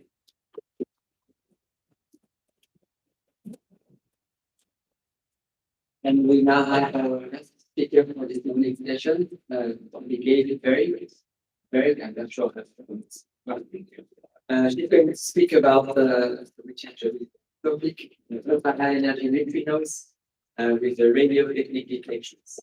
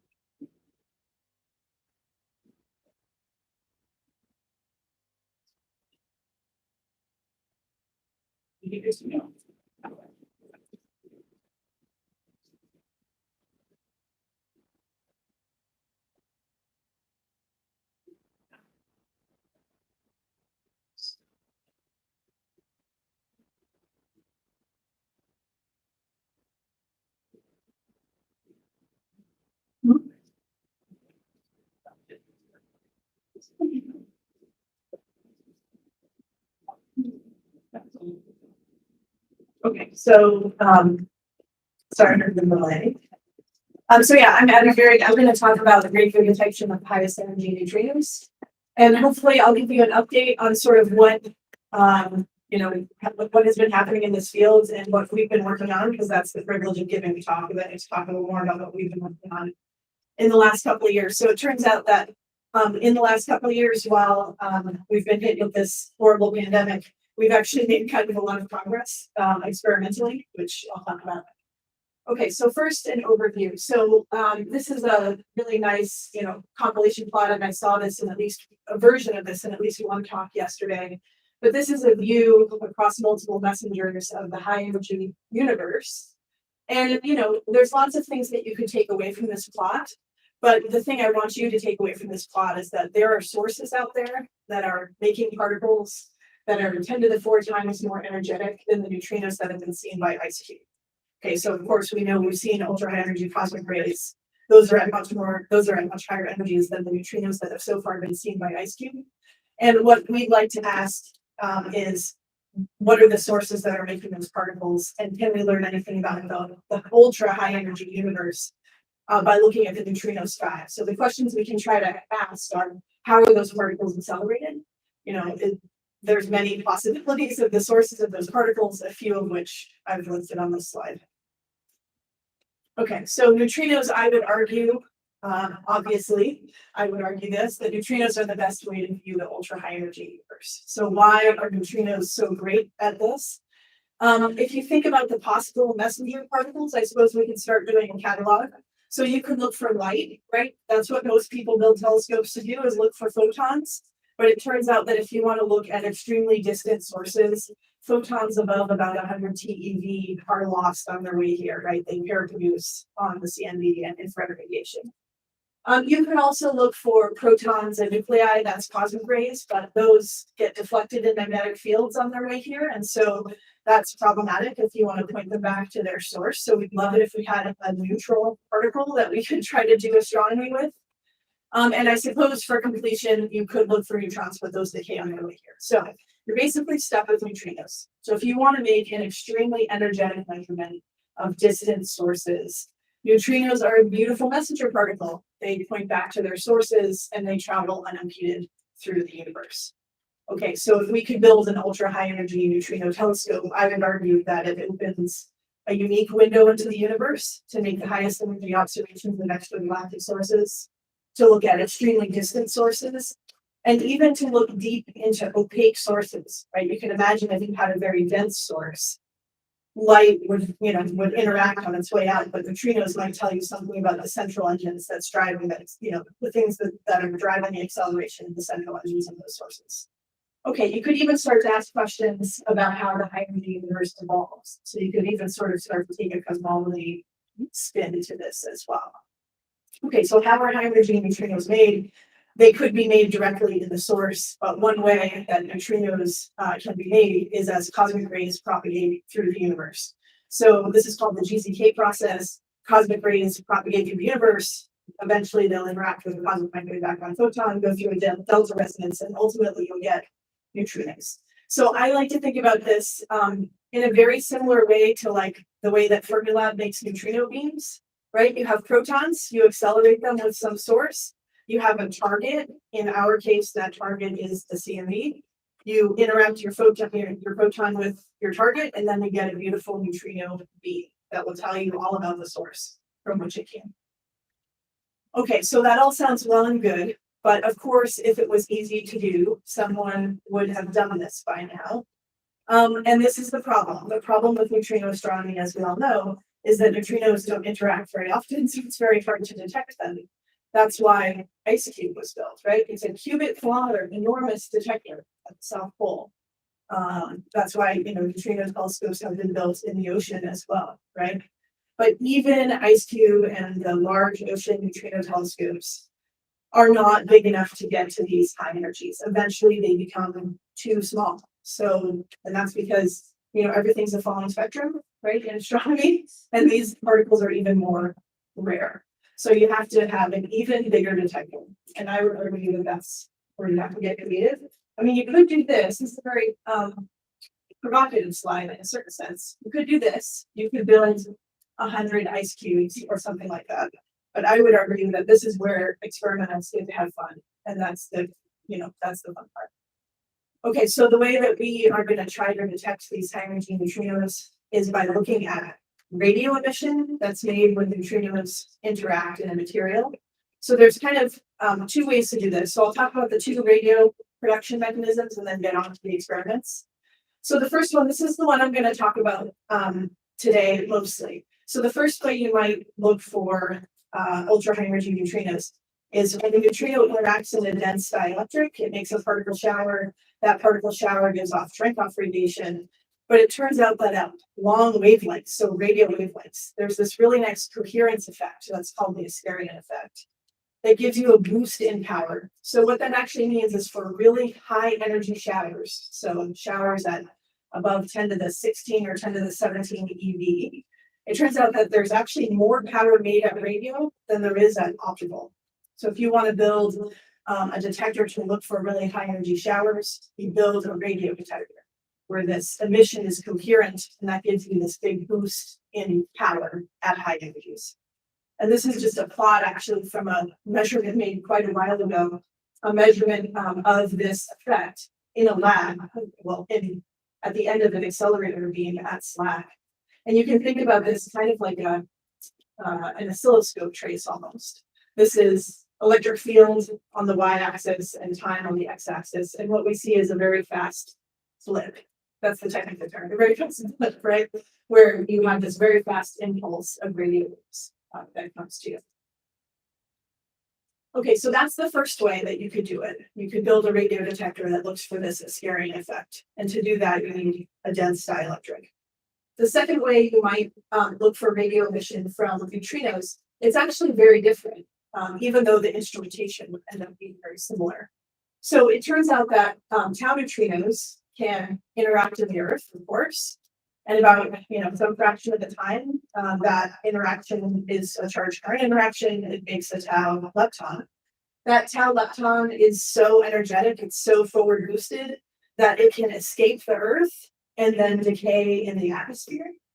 And then that decay gives you a particle shower in the atmosphere that's going up. So it looks a lot like a cosmic ray shower, except it's upgoing.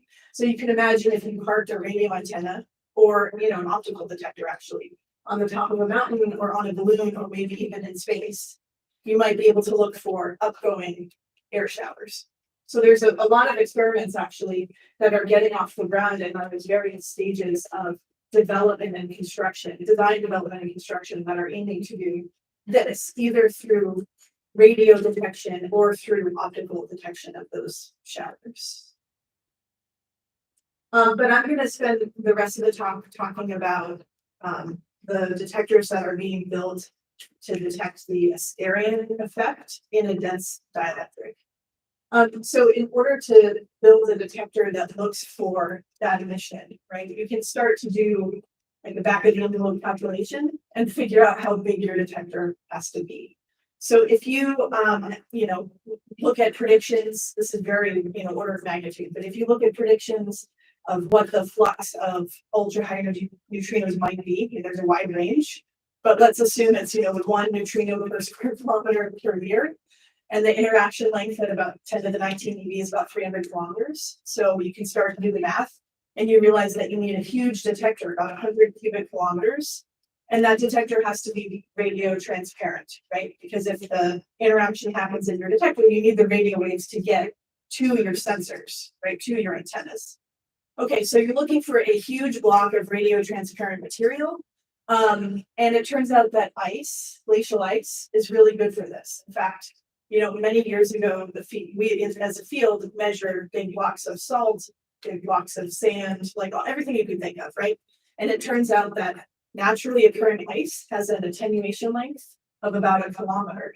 That's actually fantastically long, right? That means that radio waves traveling through naturally occurring ice, so not something that you made in a lab, travel 1 kilometer before they get, attenuated significantly.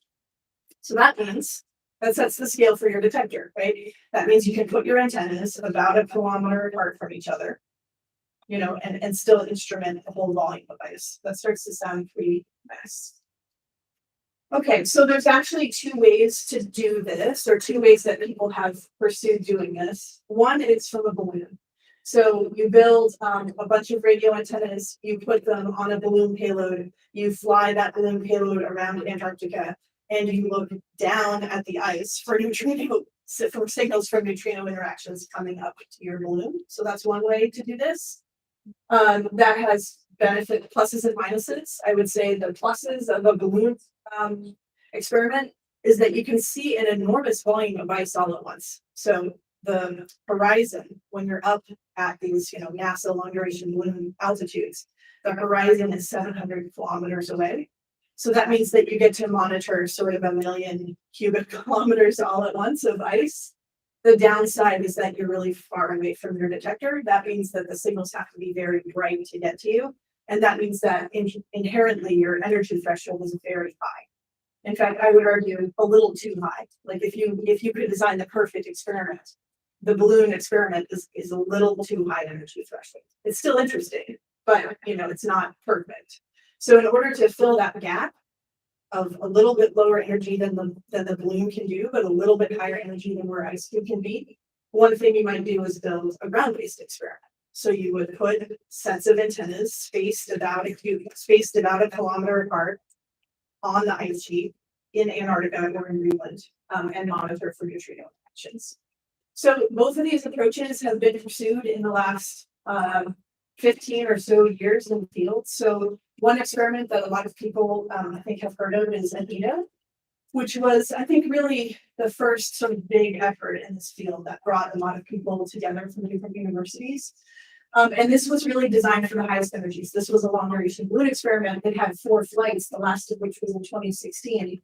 And I won't go over the details, but the results in a nutshell from Anita, I just want to say the results so then we can talk about what we're doing going forward. So the results in a nutshell from Anita is that we went out looking for radio emission for neutrinos through this Ascarian, channel, and we didn't find anything. So there was no excess seen above the background. We did, however, see about 100 cosmic ray events. So we did see radio emission from cosmic rays showering in the atmosphere with this payload. And then there's this sort of interesting, honestly, when we built the experiment, sort of side channel that we thought we might have sensitivity to this upward going tau neutrino channel I talked about. Remember, if you park an antenna on a mountain or on a balloon, you might see things that look like upward going air showers. So we actually saw a few events that are reminiscent of that kind of thing. So this is a typical cosmic ray event in the data. And again, electric field versus time, and there's this flip, just like we saw in that lab, right? There's this, just like we saw at that accelerator, there's this flip. That looks like a cosmic ray event. And then we actually saw 2 events in the data over the 4 flights that were flipped like this. You can see actually this one looks flipped with respect to that one. And it's weird because cosmic rays should all have the same, we call it polarity. It should all have the same sort of orientation like that. And so seeing 2 events that are flipped is weird. So it turns out that one way you could get flipped events, this made the news 3 or 4 years ago, right? And a lot of people wrote papers about this. So one way that you could get flipped events like that is if you had upward going air showers. Okay, so the first place your brain goes is that tau neutrinos. The answer is probably not, unless you invoke some sort of change in cross section from the standard model, or unless you think that we didn't have our energy calibrated correctly. So that's what this plot is supposed to say. It's supposed to say that this is the expectation for the 2 flights that those events were seen. You can just pick one and look at it. The elevation angle that we saw events, all possible elevation angles that the events would come, and sort of the count that you would expect for different energies and standard model cross sections for tau neutrinos if these were tau neutrino events. The event that we saw was all the way the heck out here. Okay, so this seems pretty unlikely, right? If you saw one event down here, you expect many events here, right? That's the problem with the tau neutrino interpretation. So then, of course, this starts to look more interesting, and you ask yourself, like, what are these events? Is it transition radiation from cosmic ray air showers impacting the ice? That's one possibility. Is there something even more mundane? Maybe there's some non-physics background, like, ice properties or something like this that we haven't accounted for. And then, of course, you can always come up with beyond standard model physics that it could be. But as an experimentalist, I look at this and I say that we didn't actually, one way to resolve this question is to build a better experiment. Right. So that's what we're going to do. So we are working on a balloon experiment called QUEA, which is the payload for ultra high energy observations.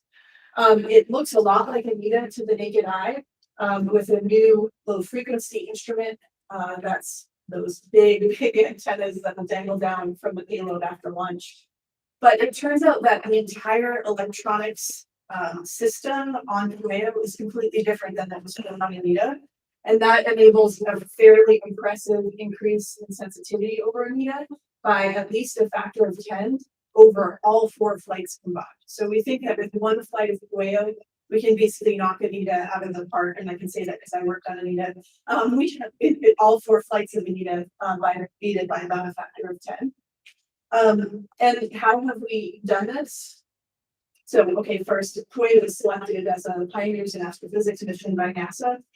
This is a new NASA call that came out 2 years ago. So if anybody out there doesn't know about the Pioneers call, it's a kind of amazing new call from NASA.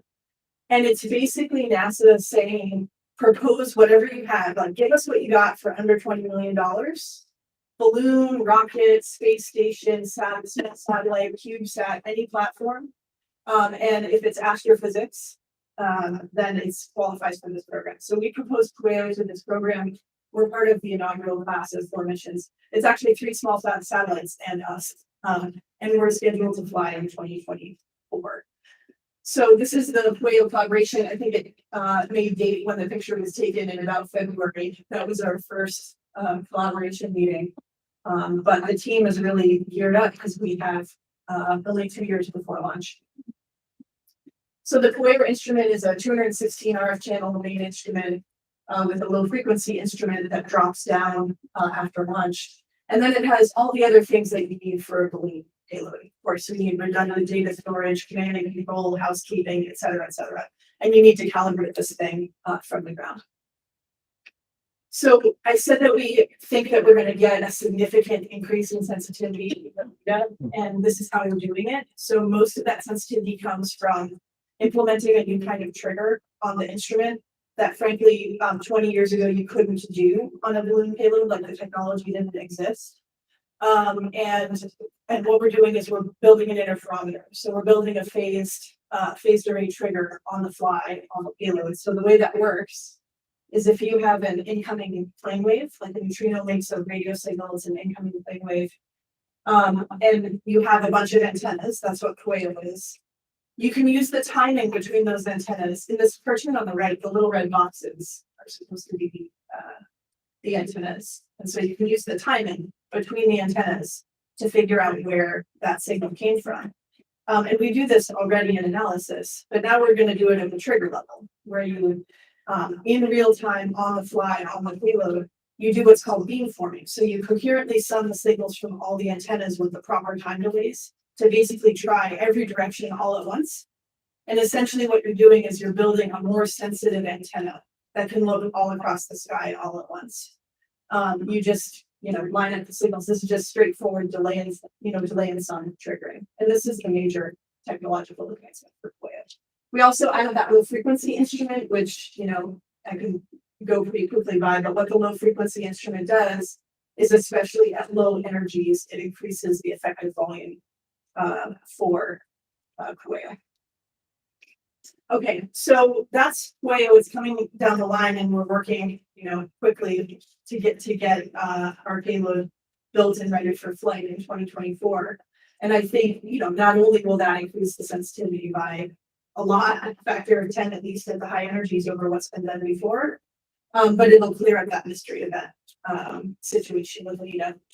So in addition to that, people have been working on these ground-based detectors, right? Because the balloon detectors are great, but the energy threshold's a little high. What you really want is that and a nice suite of ground-based detectors to really overlap with IceCube and extend the IceCube measurement of astrophysical neutrinos to higher energies. So one experiment that's been underway is called ARA. It's at the South Pole, and it's exactly that. It's, sets of antennas buried into the snow at the South Pole.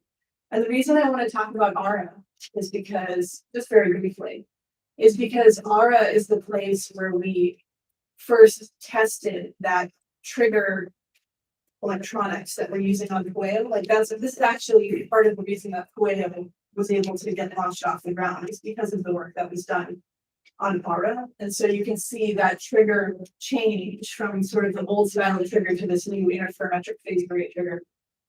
Really improved. This is trigger efficiency as a function of signal to noise. The old trigger's here, and the new trigger, depending on the rate you run it, is here.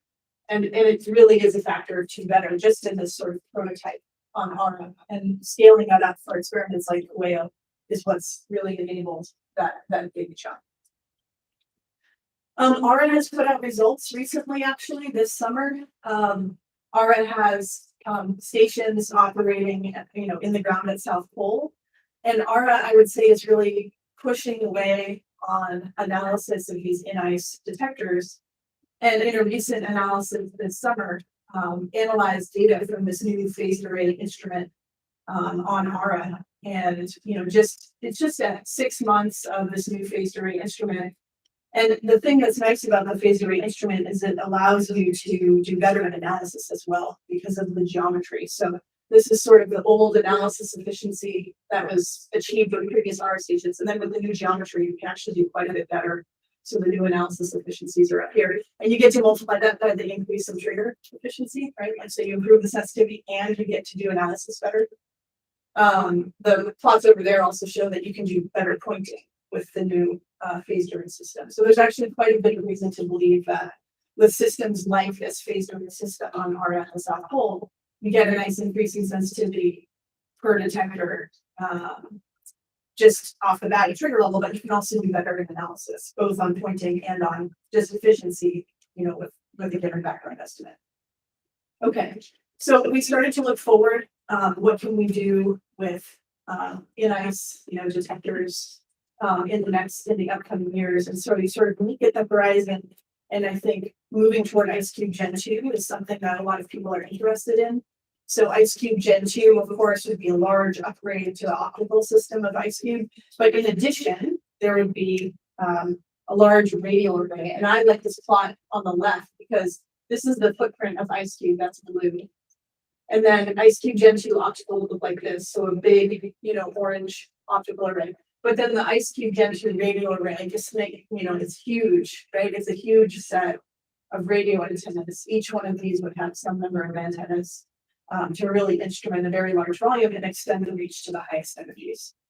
So that's great, but you can't scale from like one detector at the South Pole to 300, right? You have to show that you can build something that's scalable. So that's something that we've been working on in the last few years. We started building a new experiment called the Radio Neutrino Observatory in Greenland. And this is actually in the ice. We have 7 working stations as of this week in Greenland. So this is designed to be scalable, take advantage of that phased array technology, and move forward to IceCube Gen 2.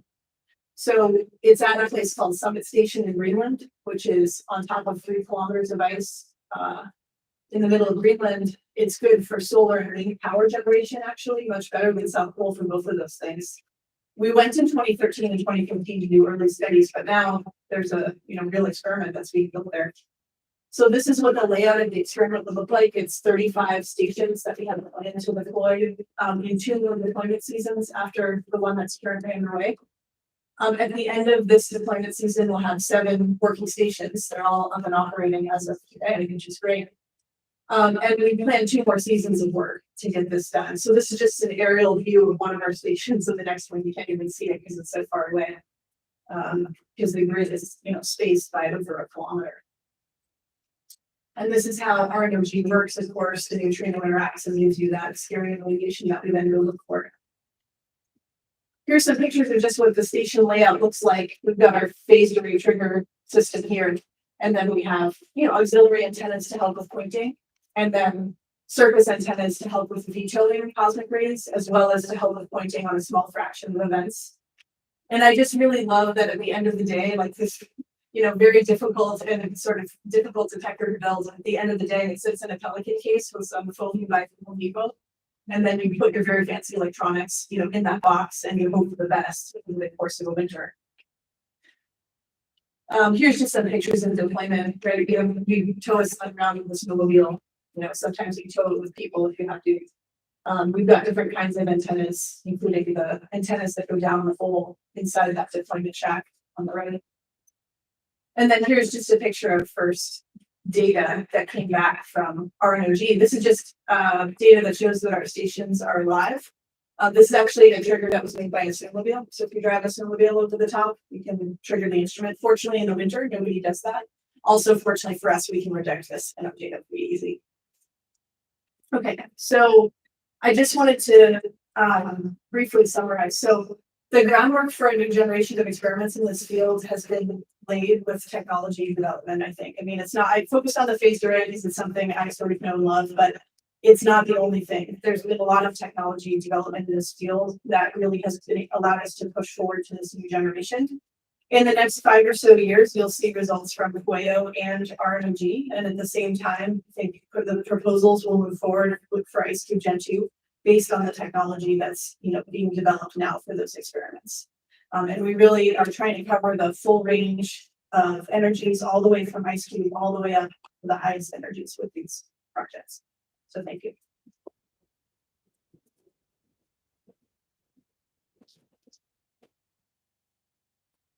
Thank you very much. Questions? Yes. I don't data in the early days was worrying about possible human generated events. And you just showed the snowmobile effect. Is there a problem with deploying this array so close to the South Pole Station? Yeah, so it's actually an so if you fly a balloon over Antarctica, Hawaii will have the same problem actually as Anita. So I didn't go into the data at all, but 99% of the triggers that you get are thermal noise triggers. They're just fluctuations in thermal noise. That last 1% is almost all man-made noise, as we said. Like it is almost all stuff from people with walkie-talkies and things like this. Fortunately for us, we've found sort of consistently over the flights that although the error bars on the prediction are pretty large, you can do things like filtering, clustering, and other things to separate signal-like events from man-made noise pretty well. To the depending on the search, sort of to the tune of you're seem to be left without an inventive background and a curved light, which is an interesting thing. So that is a problem that Pueo will have. It is true that I would love it if these were zero background experiments, but they're not, right? Like the balloon experiment in particular. And it's a funny thing to think about also, because it's not like the more sensitive you build your experiment, it's actually unclear if the background will go up or down, right? Because it could be that you build a more sensitive detector and you're able to see sub-threshold events that allow you to cluster better and move other events. And we've actually found that over the flights of Anita, as the sensitivity has gotten better, it doesn't seem to be the case that the background is going up. Okay. So that's Pueo. I have the reason to believe that the Pueo background will be sort of similar to Anita's background, that it won't be 10 or 30 times bigger, even though the sensitivity is. I can keep going, but anyway, yeah, it's fine. Yeah, there's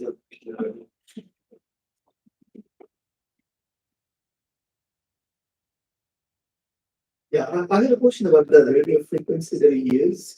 So are these experiments on the balloon and on the ground, like around where are they using the same frequency range for the radio? Yeah, so it's all set by the physics, of course, of the frequency range you want to look at, and it's somewhere between below about a gigahertz. So the high energy cutoff of where the signal turns off is about a gigahertz, and below that you build your antenna as broadband as you can. And so for Pueo, that puts it down. Pueo will put it down to 300 megahertz, and for Ara, it's a little bit lower frequency, down to about 150 megahertz. Okay, thank you. So if there is no more questions, I think that we should thank the speakers of the session.